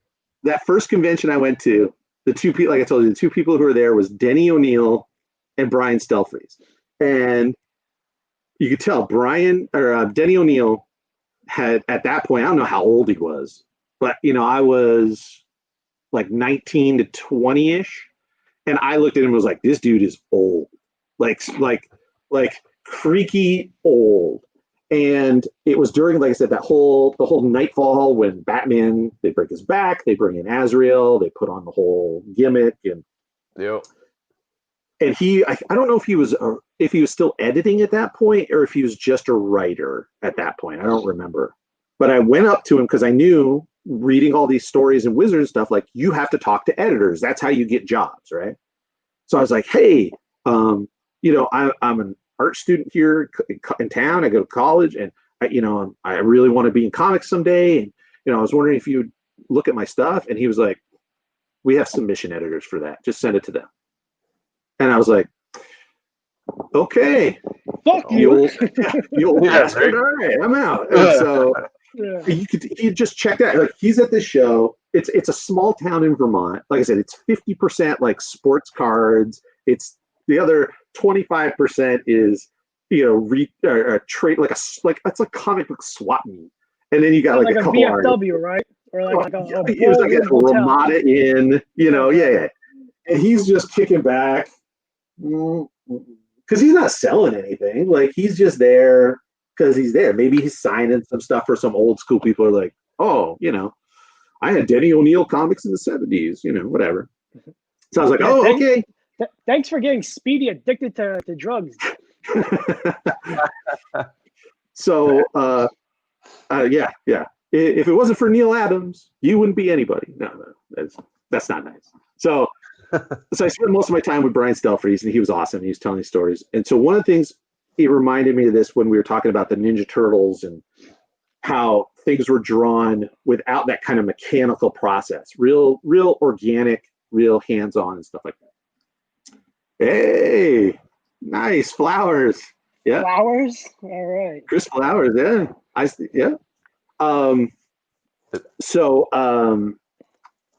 Brian Stelfreeze, he was talking about what's more important. Is it drawing capability? Is it important that you draw a car, let's say, with every spoke of the hubcap exactly right? He's like, no, that doesn't matter. And he goes, let me tell you why. He says, everybody knows Frank Miller, right? Frank Miller. And everybody's like, ooh, yeah, Frank Miller, right? He's awesome. He goes, let me tell you something. Frank Miller can't draw his way out of a paper bag. That is a quote from Brian Stelfreeze. He said, Frank Miller can't draw his way out of a paper bag. Strong words. But he can tell a story better than anybody else in the business. He doesn't have to draw every spoke on the tire. He doesn't have to draw every bullet casing. He doesn't have to draw the armor on a knight with all the plates and everything just right. It doesn't matter. You overlook the drawing because the story is what's there. And he goes, so even if you feel like you can't draw perfectly, don't let that stop you, because that's not what's important. Storytelling is way more important. Right. So I thought that was really interesting. And then everybody was asking too, though. I mean, for me personally as an artist, that's really good to know, because you might spend so much time trying to get something really perfect that you lose the aspect of telling the story on the page, which is the most important thing when you're drawing a comic book. As a young artist, I know that I would find myself stuck where I would be like, in my head, I know that to tell the story, I need to show this from like a worm's eye view, up, which is a really hard angle to draw if you don't know all your perspective rules in and out.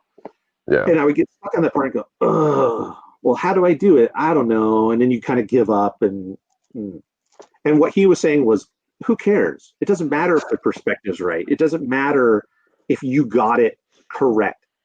If you're giving that upshot is what the story needs, just do your best.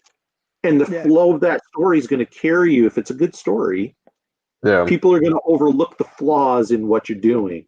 And then over time, you get better and better. And eventually you learn how to do that shot the way you want, but don't let it stop you.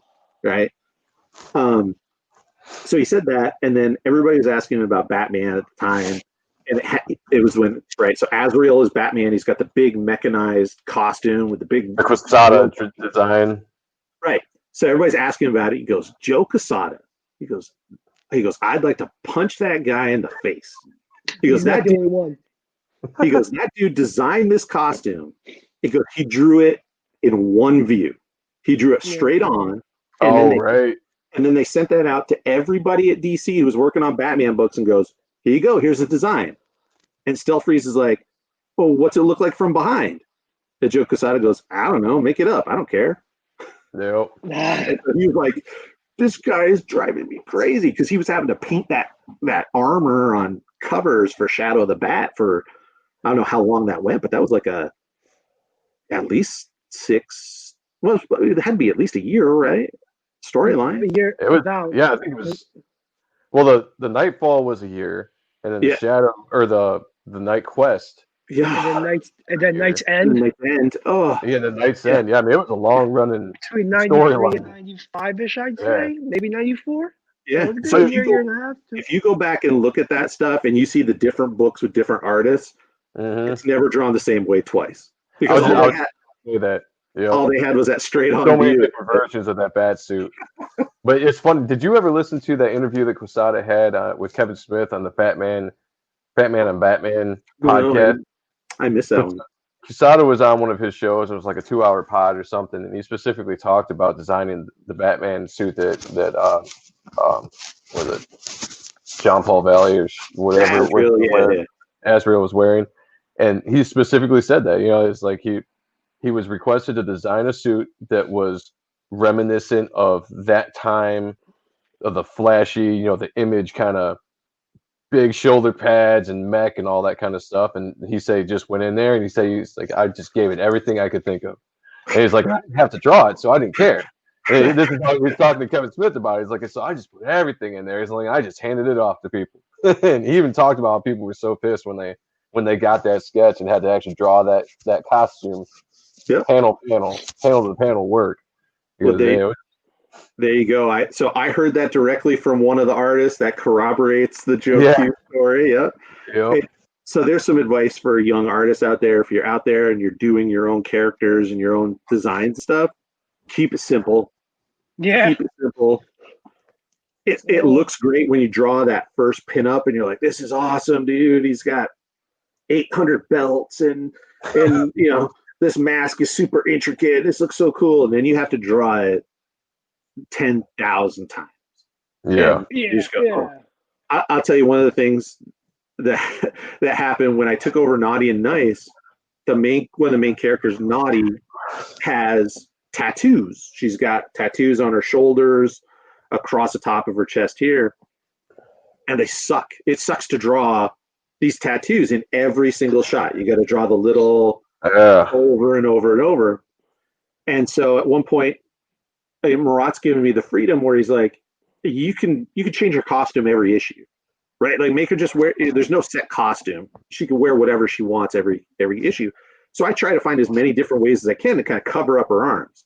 And I told him, I was like, you know, those tattoos are a real bitch to draw all the time. And he goes, oh, I know. He's like, I had no idea that we'd be doing this book for this long. So I just did it thinking like it looked cool. I didn't think I'd have to draw it, 9,000 times, or you'd have to draw it 9,000 times. So if you want to cover them up, go ahead and cover them up.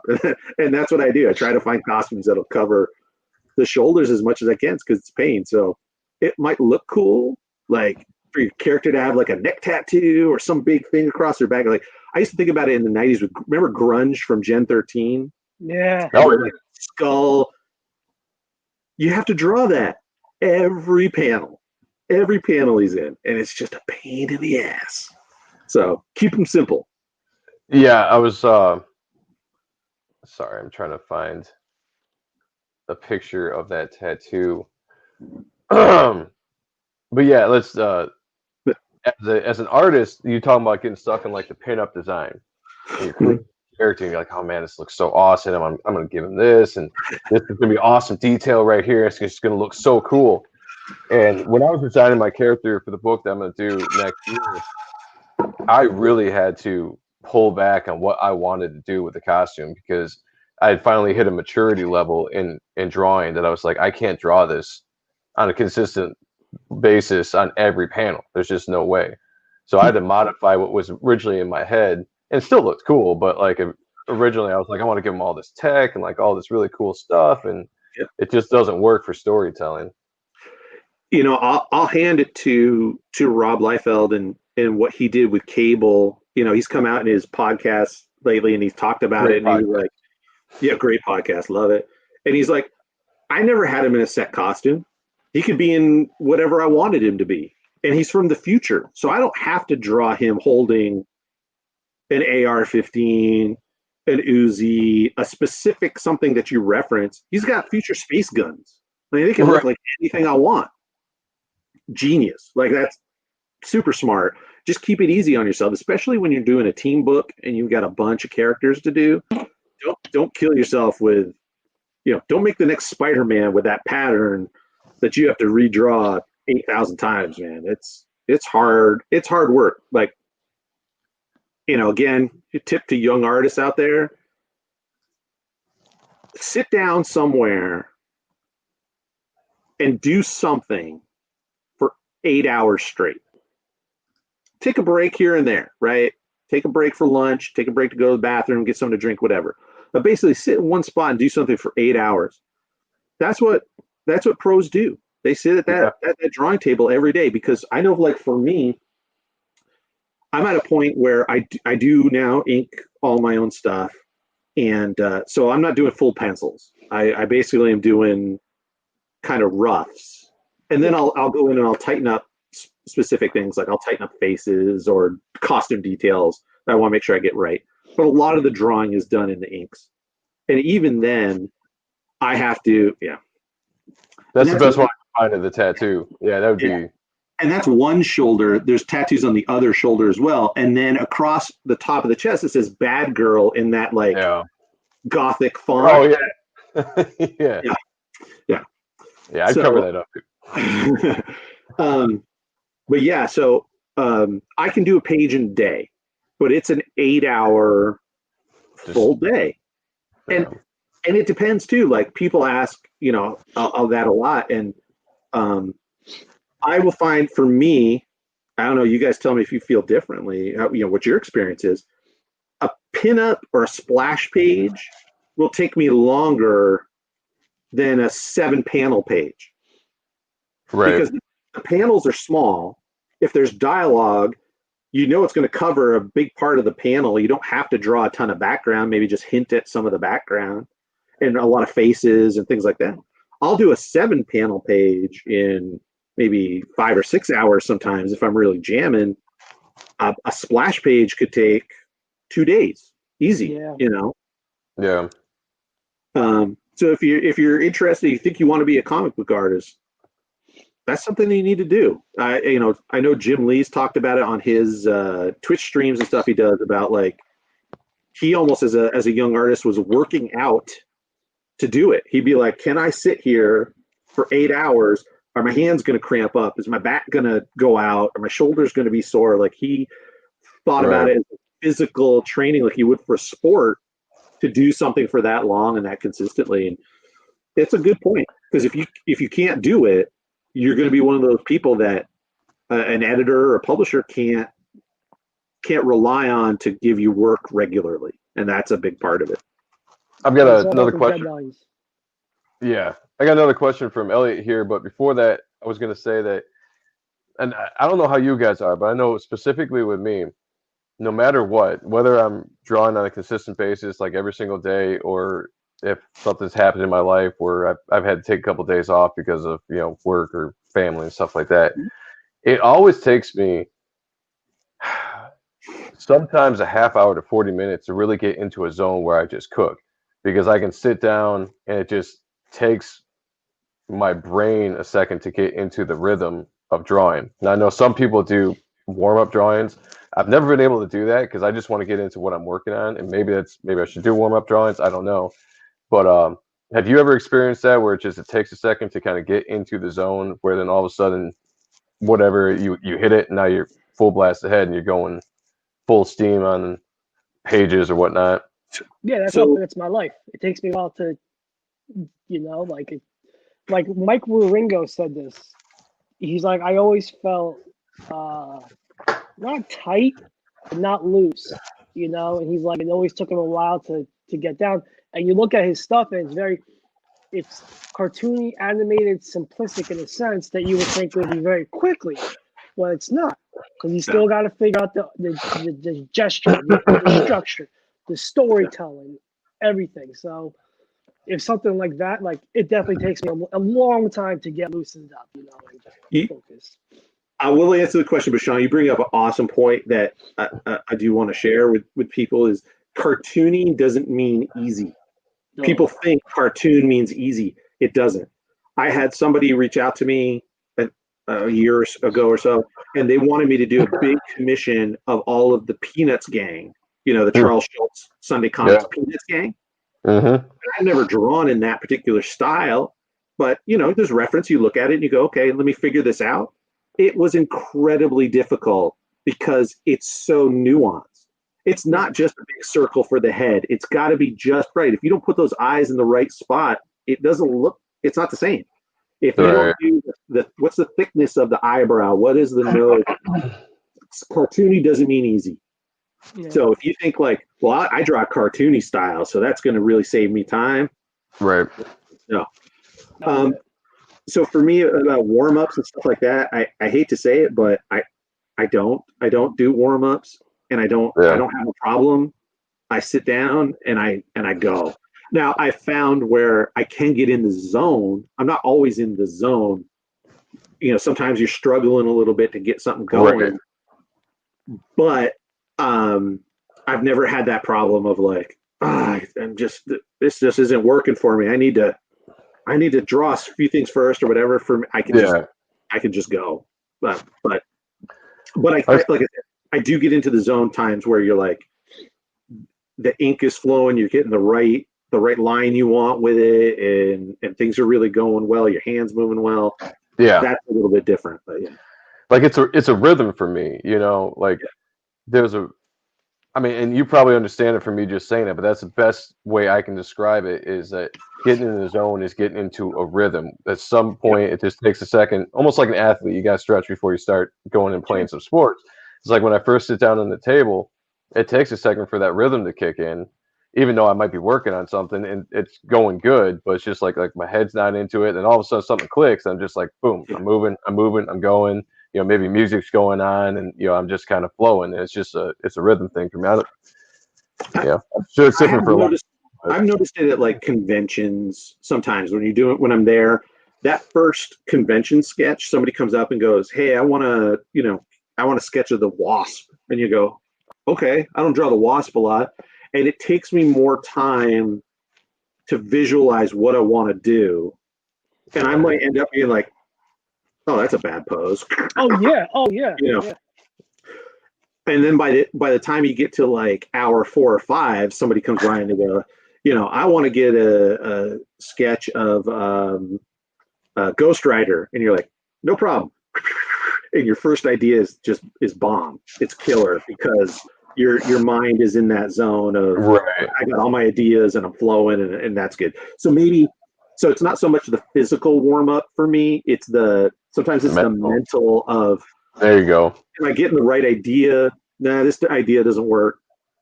But I'll tell you, one of the things I have learned a lot from the Jim Lee Twitch streams. I don't know if you guys watch him or not, but I did for a long time. Yeah. I've learned watching this guy, who again is my favorite artist. I would argue is one of the best comic book artists out there.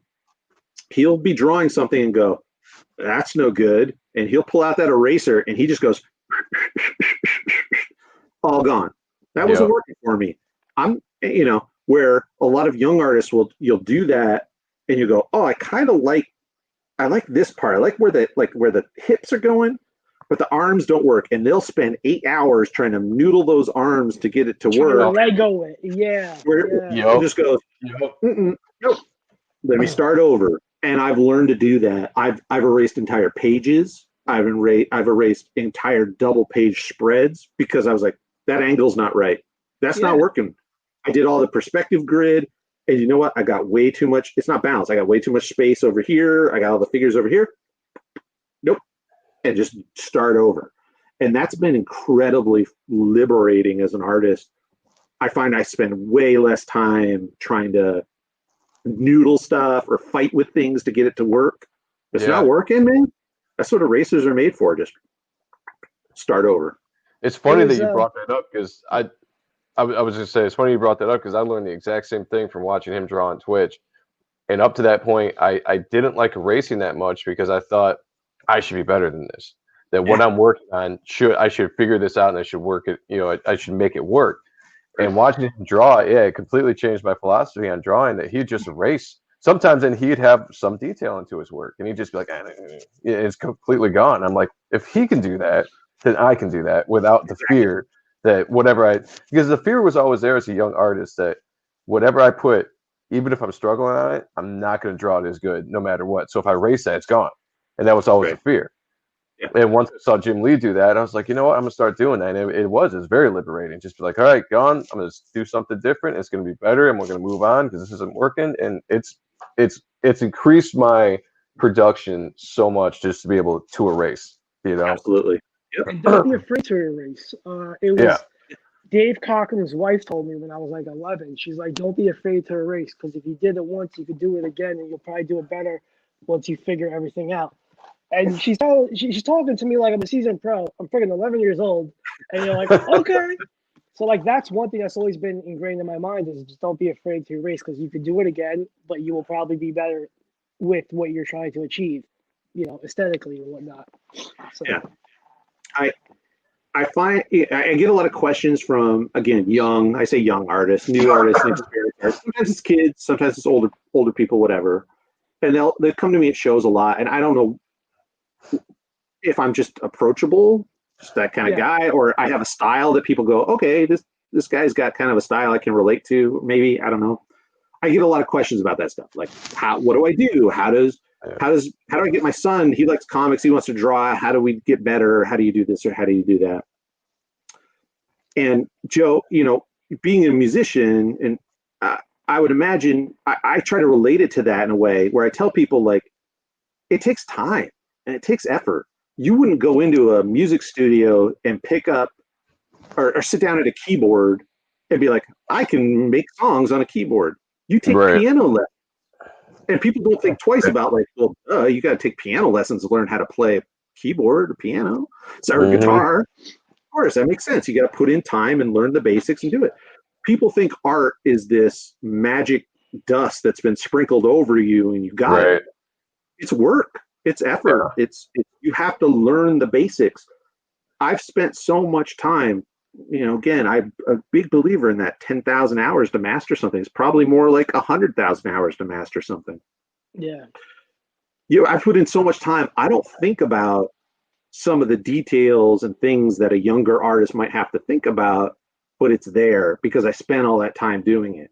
When I was a kid, maybe when you guys too, when you were younger coming up, I would sit and I would take comics and I would find a comic I liked and an artist I liked, and I would go, how does that guy draw eyes? I like those eyes. I don't know why I like those eyes, but there's something about those eyes. And I would find every comic that I had that had that dude, that artist in it, and I would copy. I'd have pages of eyes. I'd have pages of hands. I'd have pages of legs, of shadows. Whatever it was that I thought was cool from somebody, I would redraw that stuff 8,000 times till it became part of my toolbox, my library, and I learned how to muscle memory. Yeah.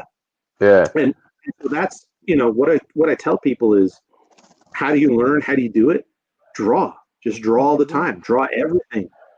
Don't just draw comics. Don't copy stuff. So many kids that I see get into something and they draw. Especially, it seems like for whatever reason, the kids that like the anime and manga, they really get it confused. They'll come and they go, "Oh, I have a real manga style." No, they don't. What they have is they're copying anime, and what they've learned is technique. And technique is eyes are big circles, the nose is a little triangle, the mouth is shaped like this. That's learning a technique of how to copy anime. If you really go into manga, which I don't know how much you guys read or look at manga stuff, but like if you go to Akira and the original comic, they're cross-hatching and shadow and depth, you're not going to find it in anime.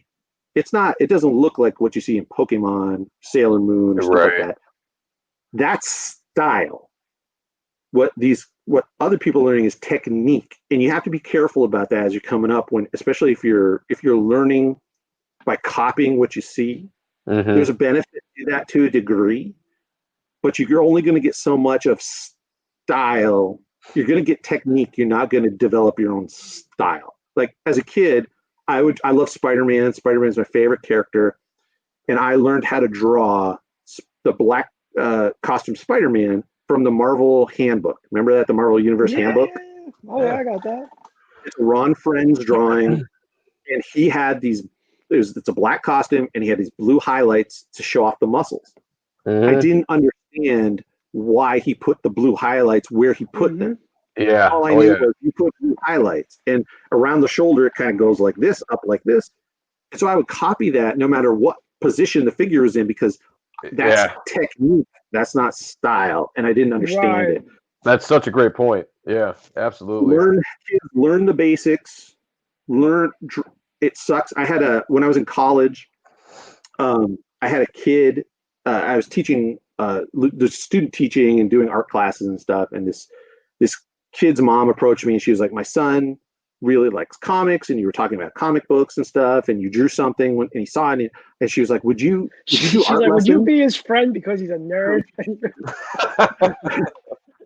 So she was like, "Would you give him art lessons? Because he wants to draw comics when he grows up." And I said, yeah, sure. So we worked out a deal, and she would bring him over to the house, and I would sit down with him for like an hour and a half every week, and we would do art lessons. But I would be like, "All right, man." And I put like a banana in the middle of the table. Like, we're going to draw the banana, and we're going to draw just the shadows.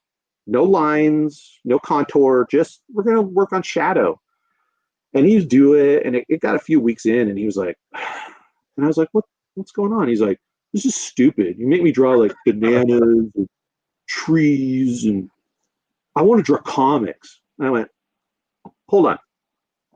And so this is back, I was living at home still. I go to my room, and I pull out 2 or 3 comics, and I come back, and I go, boom. And I show the comics, and I go, "Look at that right there. See that? Look at that city. See those trees? See that?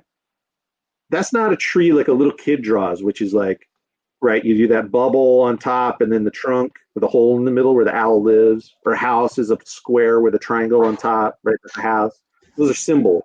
You have to learn how to draw real stuff. You have to learn how to draw a tree that looks like a tree. You have to learn how to draw a building that looks like a building.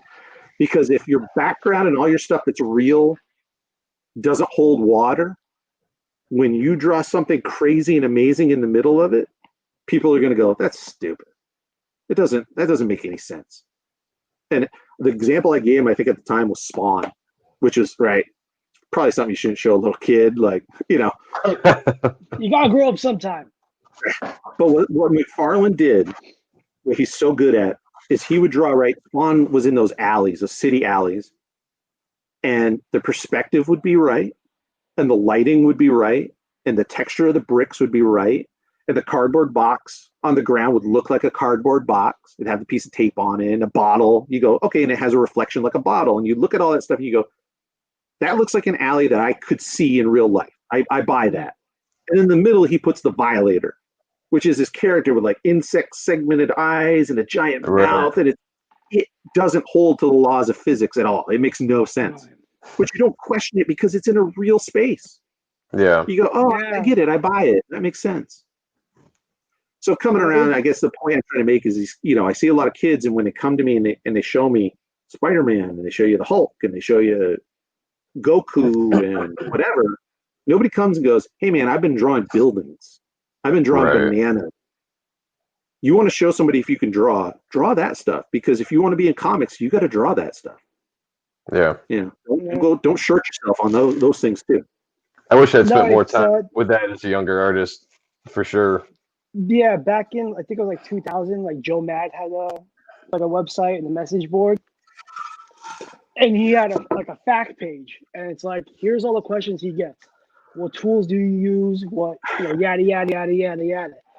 Right. And one of the things there, it's like advice, and he's like, don't draw what I'm drawing because I'm drawing it. You know, like figure it out. Like everything has a balance and unbalance. You know, like there's a reason why everything has like an ebb and flow. Like I'm doing this because I know how to skip a step. You know, like you're doing it because you see me skipping the step, but you don't understand my steps. Like you're out of hopscotch. You're fucking stumbling. You need your foundation to do that. So let's throw it back to music, Joe. So like, if I want to learn guitar, I got to learn the scales, right? And if I can't play the scales, I can't turn around and try to play Eruption by Eddie Van Halen. Eddie knew how to play scales, and then he takes those scales and he twists and turns them in a way that becomes Eruption, right? And people want to skip the step. They want to skip the scales, and they want to get to the like, this is cool, man. I want to play Eruption like Eddie Van Halen. You can't. You gotta learn the basics and the foundation for it. Then you can twist and turn it. It's the exact same in art, and maybe even more so in comic book art because of the things that we're asked to draw in comic books. It's very little of what I draw in an issue of Naughty and Nice. I was going to say episode. I don't know. In an issue of Naughty and Nice, I draw very little like above the board crazy superhero kind of stuff. You draw people talking. You draw facial expressions. You know, Sean, you mentioned it earlier about like the people and the characters I draw and stuff. Facial expressions are really important. And if everybody's going, you can't tell a story. So you need to be able to draw different expressions. You need to be able to draw the buildings they're in. I have to draw planes and mansions and cars, motorcycles. I mean, all that kind of stuff. Thanks for joining, Rick. Appreciate it. Hail.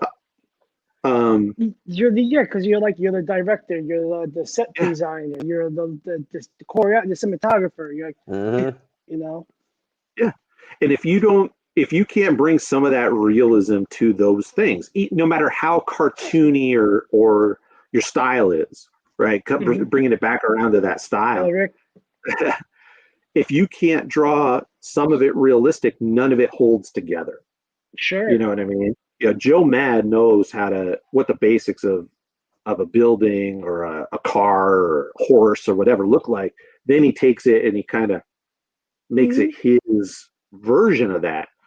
But if you can't do the basics, man, you can't get to the point of twisting it and turning it around. That leads. Thank you, Rick.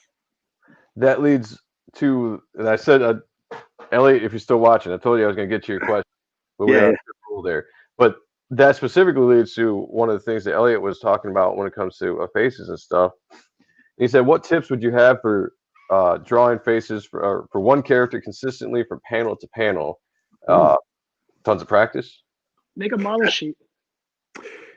Yeah, so that is hard, and you will find a lot of really top level pros have struggled with that. You know, I'll admit it right now. Like, it's not the easiest thing in the world for me to do either. There are definitely people who they draw the same face over and over and over again. Yeah. For everybody. Some of it is because it's easy, right? It's less you have to think about. For me, what I try to do is I learned, again, going through art school, we had to do things like portraits and self-portraits and a lot of that kind of stuff. There's always something in a person's face that really helps identify them as them. And if you could pick that out in your character, so if your character, the real thing that makes them is the shape of their eyes, or maybe they've got really bushy, larger eyebrows, or the shape of the nose, or the shape of the face, changing those things a little bit isn't hard to do. And it's not hard to keep consistent page to page, but it's subtle things that make that character stand out from the character next to him. So, so find something that really speaks to you about that character, like, and then eventually as you go on, like I don't use photo reference per se for like Naughty and Nice. There's three of the main girls in the book. There's Naughty, who's a brunette. There's Nice, who's a blonde, and then there's a Nasty who has kind of dyed pink pigtails. I use real life for them. I don't have photos of them that I reference, but I keep those people in mind when I'm drawing them. And I go, okay, Sure. what is it about her that makes her her? So like I'll draw a great face, but then I have to draw it again. It's always different. Yeah. Practice. I need to get some more, so I'll be back in a bit. All right. I'm gonna talk to your point about character sheet, and Sean's right. So character sheet is something you can do where ahead of time you draw that one face over and over in different angles and different lighting and different stuff. So you become so familiar with it that it's good. But I found it, one of the easiest things for me is and I wouldn't even think of it as small imperfections per se, but like just something about that character that makes them stand out as them. Yeah. So if I was gonna draw Sean, because Sean's not here,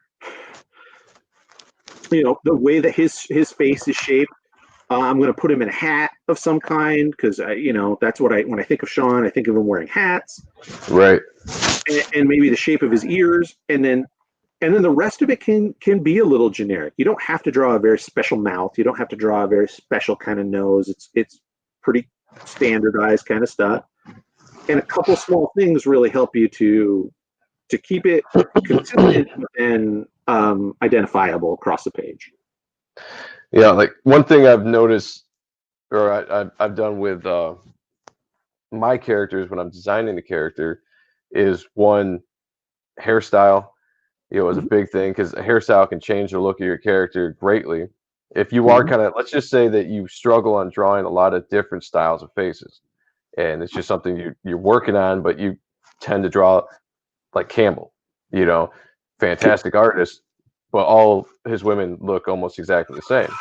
But you overlook that because he's such a great artist, But you can manipulate that by giving different hairstyles. You can add some facial hair. I've noticed that if you tweak a nose just a little bit, if you're designing the character, when you break down the different noses, you got like the Greek nose, and you got like Superman has that like Greek nose, that specific kind of nose that he's always going to have no matter who's drawing him. Logan, on the other hand, has a specific nose. It's got that little bump, and then depending on who's drawing. So there's stuff like that you can do to kind of help yourself out when you're trying to do that consistency from panel to panel with a character. If you're struggling, and I'm just talking about for me, because I'll be completely honest, I haven't mastered. I'm still learning every day. I've been drawing for a long time, and I constantly learn. I'm constantly learning new tricks. But if I can just do something simple that I can carry that character through panel that will be instantly recognizable. He's got a beard or something like that. Then at least I can say that this is character here, and he's the same guy here from this angle, and so on and so forth. And I would say don't get hung up on it to the point where it stops you. And here's the example I'm going to give. John Byrne draws like 4 faces. That's it, pretty much, right? And you can identify him kind of by the shape. And shape is a really good way to do faces and create them uniquely. You brought up J. Scott Campbell. So if you look at Danger Girl that he did, because that's one of the last real sequentials that he did. The rest has been covers, Yeah, sure. So he's got the 3 main girls in Danger Girl, and they all look different. And if you look, they all have different shaped faces. So there's the blonde girl, the Russian girl. She has more of a elongated face. The Abby Chase, the main character, has more of a round peach-shaped face. She's got the bigger cheeks. And then I think it's Sydney, the brunette, has more just a standard oval shaped face. Yeah. So all the rest of the features, like you said, the eyes, the lips, the nose, they're all the same. But the shape of the face, and combined with the hair, there you go, tells you everything you need to know about those characters. So, yeah. And like I said, don't get hung up on it. John Byrne draws the exact same face. He's drawn the exact same face for 40 years now. Yeah, like Jim Lee too. Like I was just gonna say most of the big artists. Yeah. Yeah. You said Sean. I didn't mean to step on you. No, we're good. We're good. Yeah, Jim Lee does the same thing. I mean, a lot of the big name artists have, like you said, maybe 3 or 4 different styles of faces they draw, and they stick to them because they do them very well, and they look great. Yeah. You know, so you don't have to be incredibly diverse. Like, let's say, Greg Capullo when he was doing Spawn, where he had very awesome caricatures of Sam and Twitch, had specific faces, and they were completely different. And and like all the different bums and stuff would have these big noses and like all this stuff that he would draw. He was really good at it, but you don't necessarily have to do that to tell the story. You can stick with something that's comfortable. You can have 3 or 4 different faces and then tweak it. Like you said, the shape of the jaw can just tweak a little bit to make the guy look a little different. That's all you got to really do. As long as you're selling the story, that's all that matters. Like you're selling who they are in the environment that the story goes. That's all you need. And I would really come back to the shape of the face is really going to help you out. And I would start there. So like if I draw a panel, like you're saying, like I draw this really good face. This is really cool. And panel 1, how do I keep that same thing in panel 2? Make sure the face is the same shape. And that's going to then help you. It's going to determine where your eyes go and where the nose goes and the mouth goes, because you only have so much room on the shape of the face. Right. And if you're getting like panel 1 is looking this way and panel 2 looks completely different, you're probably drawing different shapes for the face. Yeah. See, like this is Andy Smith drawing dynamic comics. It's essentially Marvel Comics 2.0. Yeah. It's got it in there, and then it goes into more character shapes. And if you kind of see how they're, doing that. There you go. If you start with that shape, you're going to be consistent in how that face looks across the board. Even if there's subtle differences in like how close together the eyes are, things like that, people aren't going to pick that out. And don't forget, I have to remind myself this a lot. And like I said, I've been doing this for a while now. Everything you draw. So if you draw a panel that's 3 inches by 5 inches, that's going to get reduced down to this big. Oh yeah. Nobody's going to notice. There's details that you're going to see at 11 by 17 that nobody's going to notice when it gets reduced down. Yeah. That's one thing I try to keep in mind too when I'm drawing small panels is you don't have to pack in so much detail just in general. I mean, I know we're talking about faces, but if you are trying to fit 7 panels on a page, but like one major panel is going to be like your anchor panel or whatever that you really want to have stand out, then you want to be like, all right, I'm going to start this. Give me a smaller panel. I'm just going to fit here. I'm going to do this, but I don't have to cram in all the background in this panel because I know where the environment's at. So I'm going to go a little bit more simple with this panel, maybe a little bit more with this panel. I'm going to really pour a lot of detail into this panel because it's nice and big, but yeah, because it's going to get shrunk down. And all that cool cross hatching you might spend and all that tiny little detail you want to go into the dude's costume is going to go from here to, and then if you're working in color, there's going to be color over the top of it. Yep. And depending on who the colorist is on their palette, it depends if it could be like an animated or like the chiseled out that we're all kind of used to, like the image one. Yeah. Or it could be muddy. It could be too dark, and then you won't see shit. Yeah. So. Yeah. Yep. Well, I mean, case in point, I just had the cover of my book colored, and the colors are fantastic. Can we say who? By Brian Valenza, who did a fantastic job on my cover. But who does he work over? Well, right now or in the future? Joe Weems is going to be. No, dickhead. Who's the other main artist he works over besides you? Oh, Mark Silvestri? Sorry. Mark Silvestri, yeah. But anyway, the point is that I put a lot of detail into a moon. In fact, the cover is right here, which I'm not going to really show, but I got it on the wall. But I put like all this detail on the moon. I'm a big 90s guy, and look at the moons in the 90s. There's all these craters and all this kind of stuff. That's what I did, and it looks awesome. Moons were the shit. Yeah, exactly. Moons were the shit, man, for sure. And I I got the colors back and they look great, but he took all the detail out of the moon and made it just really shiny and sunk it into the background, which I'm looking at it and it looks fantastic. So I'm not going to complain. But when I look at the Kind of sounds actual, like you are. no. My point is that my point is when you work with a colorist, you are going to use some of that. Just like when you compress it down for size and you get colors put on it. I've seen colorists go over some really awesome cross hatching and they shadow it out so heavy that you really can't see the cross hatching anymore, and it's just shadow. It still looks great, but to your point, there's going to be detail that's going to be lost. So when you're sitting there and you're laboring over a page to put in all this fine little detail, sometimes it's really only for you. Because in the long run, the fan's going to see something completely different. So do you want to spend all that time? If you have it, go for it. And that's great. It satisfies you. But you can also at some point say, like, this might not be as important. So if I'm on a time restraint or I just don't want to muddy something up, I can afford not to do it because it's still going to look good in the process of being completely finished, as you know, when everything gets on there.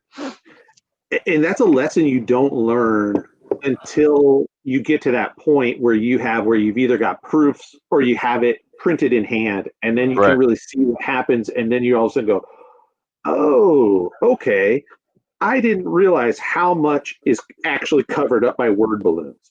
There is no need for me in this action sequence where one character has a knife and they're slicing across the other character. I don't need to draw all the background. That's not important, right? The color's going to be there. There's going to be a word balloon and a sound effect, and they're not going to see it anyway. So focus on the action.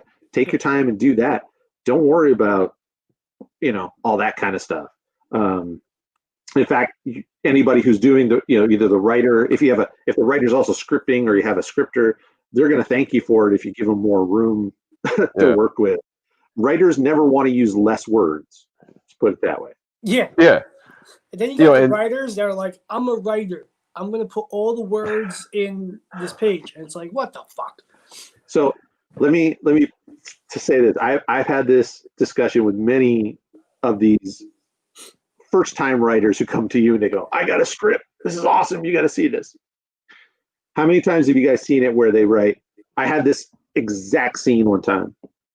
Let's say panel 3, character opens the door to the basement, walks downstairs, turns on the light, and sees something on the floor. And I go, are you serious? Because, dude, that ain't one panel. And they're like, what do you mean? And you go, no. You just wrote a page that has like 18 panels in it. Like, that's not how that works. We need you to relax, Alan Moore Jr. So I will say one of the things that's been really great in my time working with Terry, Solid, and Counterpoint is we work from a hybrid kind of style. It's not full script. It's not pure plot. It's a little bit in between. So like if Terry really wants something in the book to be like, he'll tell me like, this page is a splash page. And I go, great. And he knows, he writes to my strengths and he'll give me, this is a splash page. You need to have this. This is going to be badass. Or double splash sometimes. So he makes sure that's in there. But then he'll just go, okay, here's this page. And he kind of writes it out. And he'll give me a little bit of the dialogue, which really helps a lot because then I know about expressions and things like that. And I'll take that and I break that down into, all right, that's one panel. And I literally go on the script and I take a pen and I circle part of it and I go, either the description or the dialogue or both. And I go, panel 1, panel 2, and I plot all that out. And then I tape it all down on the side of my board so I have it there to reference as I'm working. That's a good idea. That hybrid style has been really good. I find it much better to work for me than pure full script. And I don't know what you guys work for. I was going to say, but I completely agree with you, Jerry. And that's how I work with my writer. Now, granted, with my book, it's my plot. and I know where I'm going with it. But when I sat down with my writer, because I am not a writer, so I needed somebody to come in to help develop the story, pacing, all that kind of stuff. So we would sit down and we wrote the entire book, and we worked best. It's like, dude, I don't need you to give me a full script. What I need you to do is we're going to break down this issue page to page, and you're going to give me the write up of the pacing for storytelling, and then you're just going to be like, this is what we're doing on this page. We're going to give you a paragraph of what needs to happen, and sometimes he'll highlight the important thing. And so that's for me to interpret the page the way I want and put as many panels or as little panels as I want to accomplish whatever's happening on this page, and then make sure that the point that he highlighted is what's carrying us to the next page, or what's the important thing for the storytelling. And I work great that way because it gives me all the freedom in the world to do the panel layout that I want to do, the camera angles that I want to do, instead of someone coming in, like you said.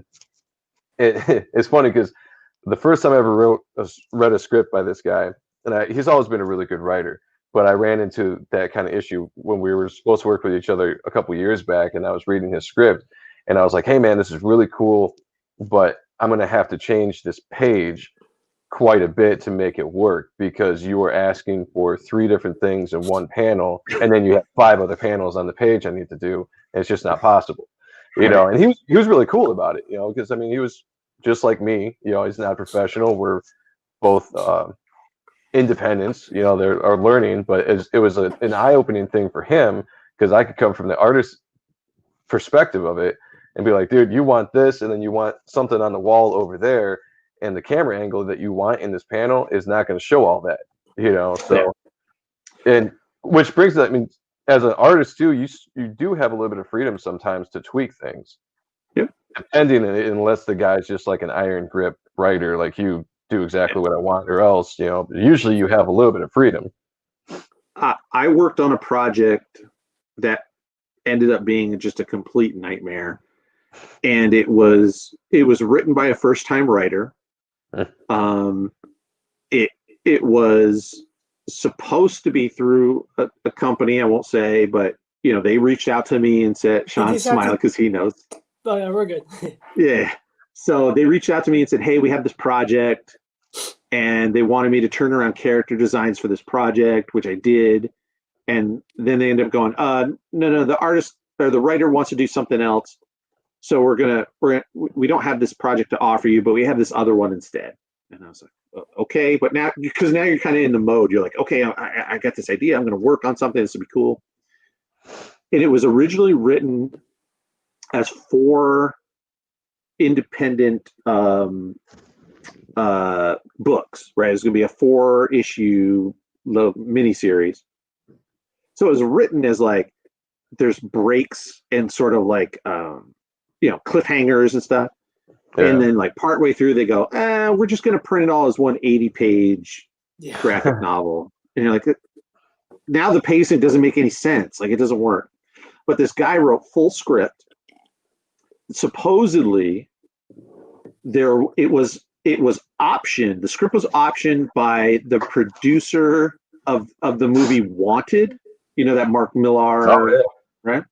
Mm-hmm. So for the first like 5 pages, I had to send the page in to get approval from this producer.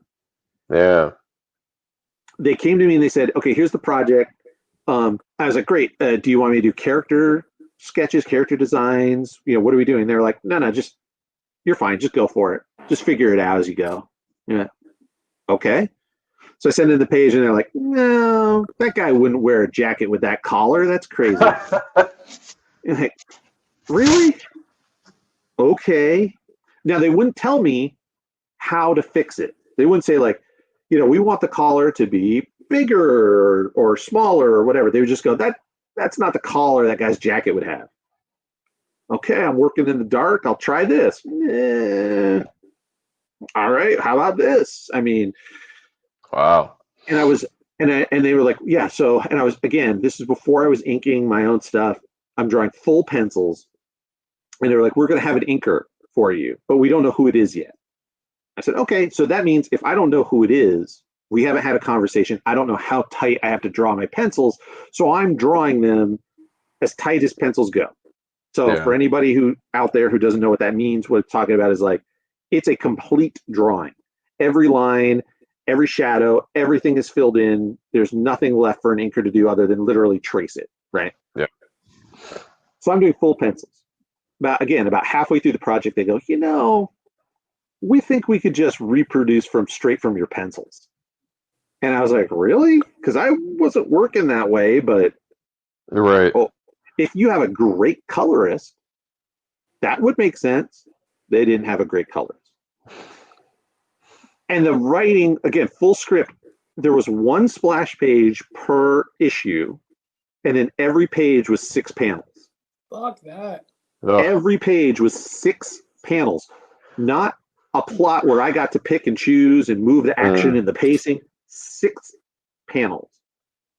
And again, many times of like somebody trying to do multiple things, like a guy looks at his screen, freaks out what's on the computer screen, picks up his keyboard and throws the keyboard in a panel. And you go, I don't know what you're doing.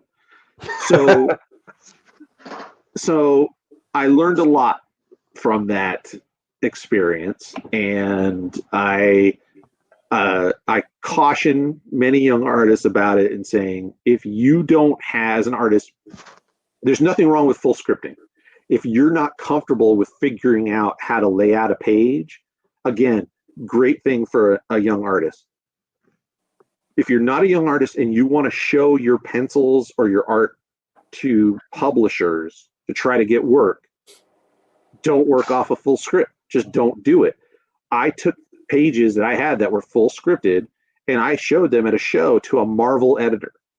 An editor was like, okay, I like your figure work. I like your anatomy.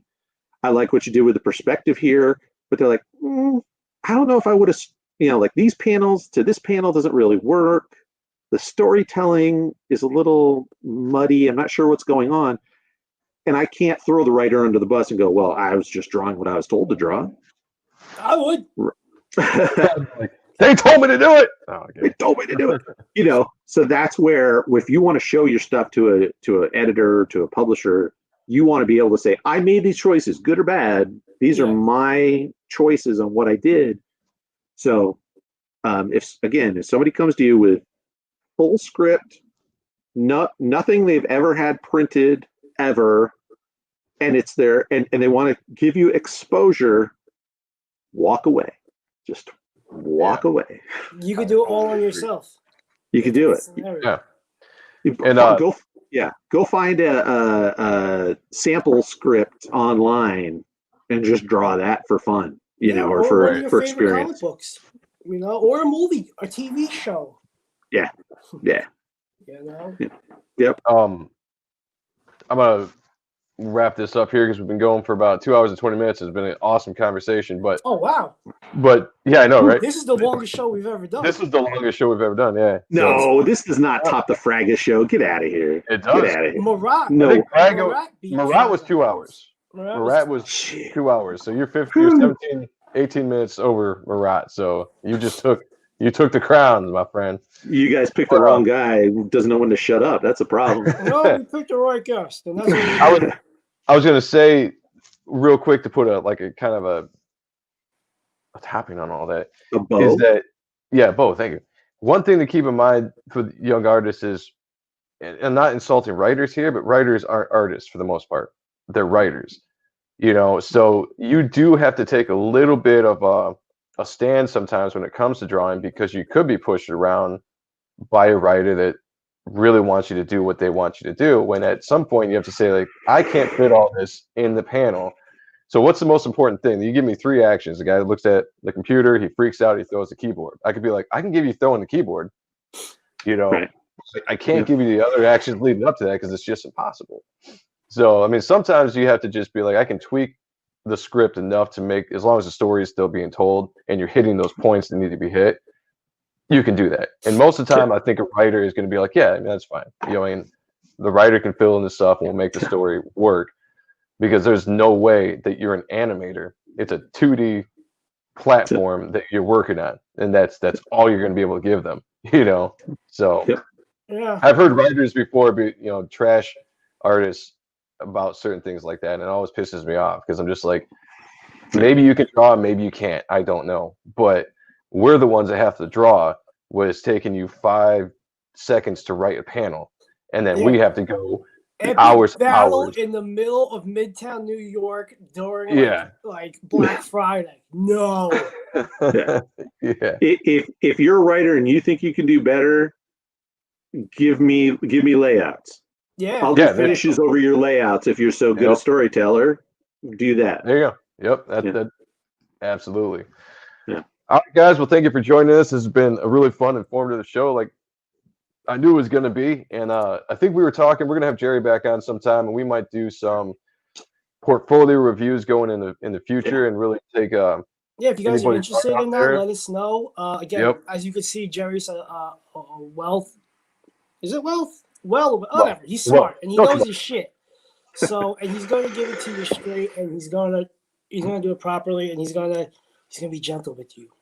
So, if you have some shit, show it to him. And believe me, he's helped me more than he'll ever know. And give it a shot. What are you gonna lose? And if you don't agree with him, you don't agree with him. Just one of the great feelings is getting somebody and giving them what you think is that little piece of knowledge is going to take them to the next step, to the next level where they want to go.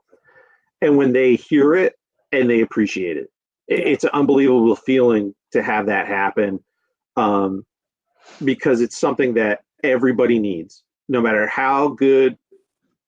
Later, Bri. I'll see you tomorrow. We're going to kill zombies tomorrow. That's our Saturday. That's our Saturday evening. We get online. Sounds like a dope time. Sounds good. Kill some zombies and hang out. Yeah, that's what lifetime best friends do, man. During the pandemic. Right. Elliot, it's my pleasure. Like I said, it's absolutely awesome. Brother. Yes, submit some work. I'd love to look at it. I'd love to talk to you. And as long as people are open to hearing what you have to say, man, it is an awesome feeling to know that you're influencing and helping somebody to get where they want to be. So I would love to come back and do it with you guys. I am super excited. I have so much more stuff to share that we didn't get to as far as like what I'm working on now. There's more Naughty and Nice with Counterpoint. Terry, Sala, and I are working on a project of our own called The Just. Mm-hmm. Which you've seen the character pinups and stuff I did. It's like a Watchmen-esque deconstruction of generational superheroes. Nice. Yeah. So if you grew up with that idea of like Robin is someday going to be Batman and there's going to be a new Robin and that kind of generational idea, you're going to love this. Yeah, that's awesome. We're working on that. I am also right now finishing up my first book that I have done so far completely on my own. I wrote it, I've drawn it, I've inked it. I'm going to try to color it. I will need a letterer because I don't have the tools I need to do that. But I am 4 pages away from finishing that. If you need. I might. I mean, we'll see. Maybe it'd be cool to be able to do everything, completely on my own. And so I'm very excited about that. It's something that I came up with in middle school as my superheroes, and all these years later to someday like have that in my hand to be like, those are always the best. That's my book. Yeah. So I'm very excited. I'm very excited to come back and share that with you guys. And absolutely. And your followers are awesome. Elliot and the gang are super cool, and I look forward to interacting with them more. So anybody who sees this, don't hesitate to reach out to me and say hi or like my stuff or send me a comment or something. I'm always game. It's true. So definitely, I think we'll definitely have you back and talk about more of your project specifically. I think we'll definitely try to get something going. We'll do some portfolio reviews with you on, and we'll look at some people's arts and do what we can to help young artists. I think that'd be very fun. I think it'd be very informative. I'm from Jersey. What do I know? Yeah, whatever. So this has been great. I know you just plugged a bunch of your stuff, but I'm going to give you another opportunity to where can we find your work, all that kind of stuff. The best places to find me is just type my name. It's been scrolling across the bottom all night long. I don't hide on social media with fake names and crazy stuff. I'm me. So just search for Jerry Rascoe on your social media. I am the meat Malicer 389. So just look for me. Facebook. I've got a fan page and a regular page. Instagram. I don't do a lot with Twitter, but the other ones are good. There you go. And then look for Counterpoint Comics. They've got a website. You'll see the naughty and nice stuff is there. If you're interested, pick up a book. There's always something cool coming out. Lots of variant covers and cool artists and stuff. But all the interiors for the past basically 5 years are me. So please, check that out. Murad will get you those books, and it's a fun read. Yeah, we'll have Murad on sometime next week, I believe, so we could chat the shit about that. And also, what was that fucking app from a few years ago? People would go live and you draw. Periscope. Periscope, yeah. I did some Periscope stuff. Yeah, check out Jerry's Periscopes. There's a bunch of great shit on there. I am hoping to be able to get to YouTube. I've got a setup. I just need to get the time to do it. And I think what I might end up doing is kind of recording a few videos first and uploading them as opposed to just going live, like you guys. Do that first and see how that goes. And so check out YouTube. Again, just my name, you'll find it, and check out the stuff. I appreciate it. Hell yeah. Sean, where can we find you? Sean Ahrendt, across the board. YouTube, Facebook, Twitter, Instagram. Jersey's most eligible bachelor. Yeah. .com. Grindr, Tinder. I'm all out there. Don't limit yourself. Nice. Yeah. Like, look, I'm straight. But if a guy wants to compliment me, I will take it.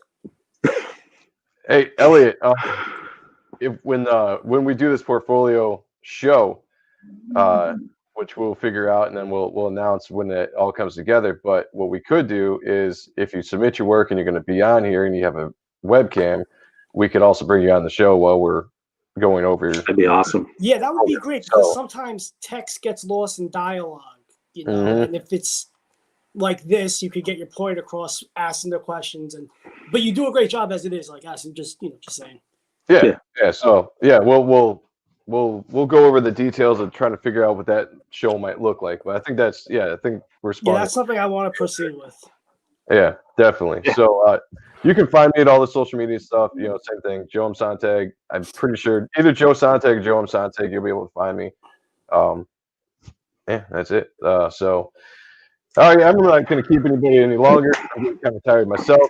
Sean, what are you saying? Next week we got Peter Samedi on Friday. We're going to work out, see when we can get Murad on for next week, and then possibly John Malin back to reschedule it for either this week or the week after. We got to figure out what works best for everything, because we all have real lives and bullshit. Yep. So. And I have nobody. I can't thank you guys enough for having me on. Like I said, I've been looking forward to this for weeks. It was great. I really enjoyed myself. I would be here every day, every week with you guys if I could. It's awesome. And one last thing, everybody, go vote. It's the most important thing you can do right now. Be safe about it. Wear your mask, keep your distance, but go vote. There's nothing more important in this country right now than you using your power, your words on what you want the country to be. So go vote. There you go. Great advice. Great advice. Well, thank you for being here, Jerry. Until next time, everybody, this has been the Art and Stuff. I love it. Such a fun time. Thank you for joining us, and we will see you next Friday. Everybody have a safe and wonderful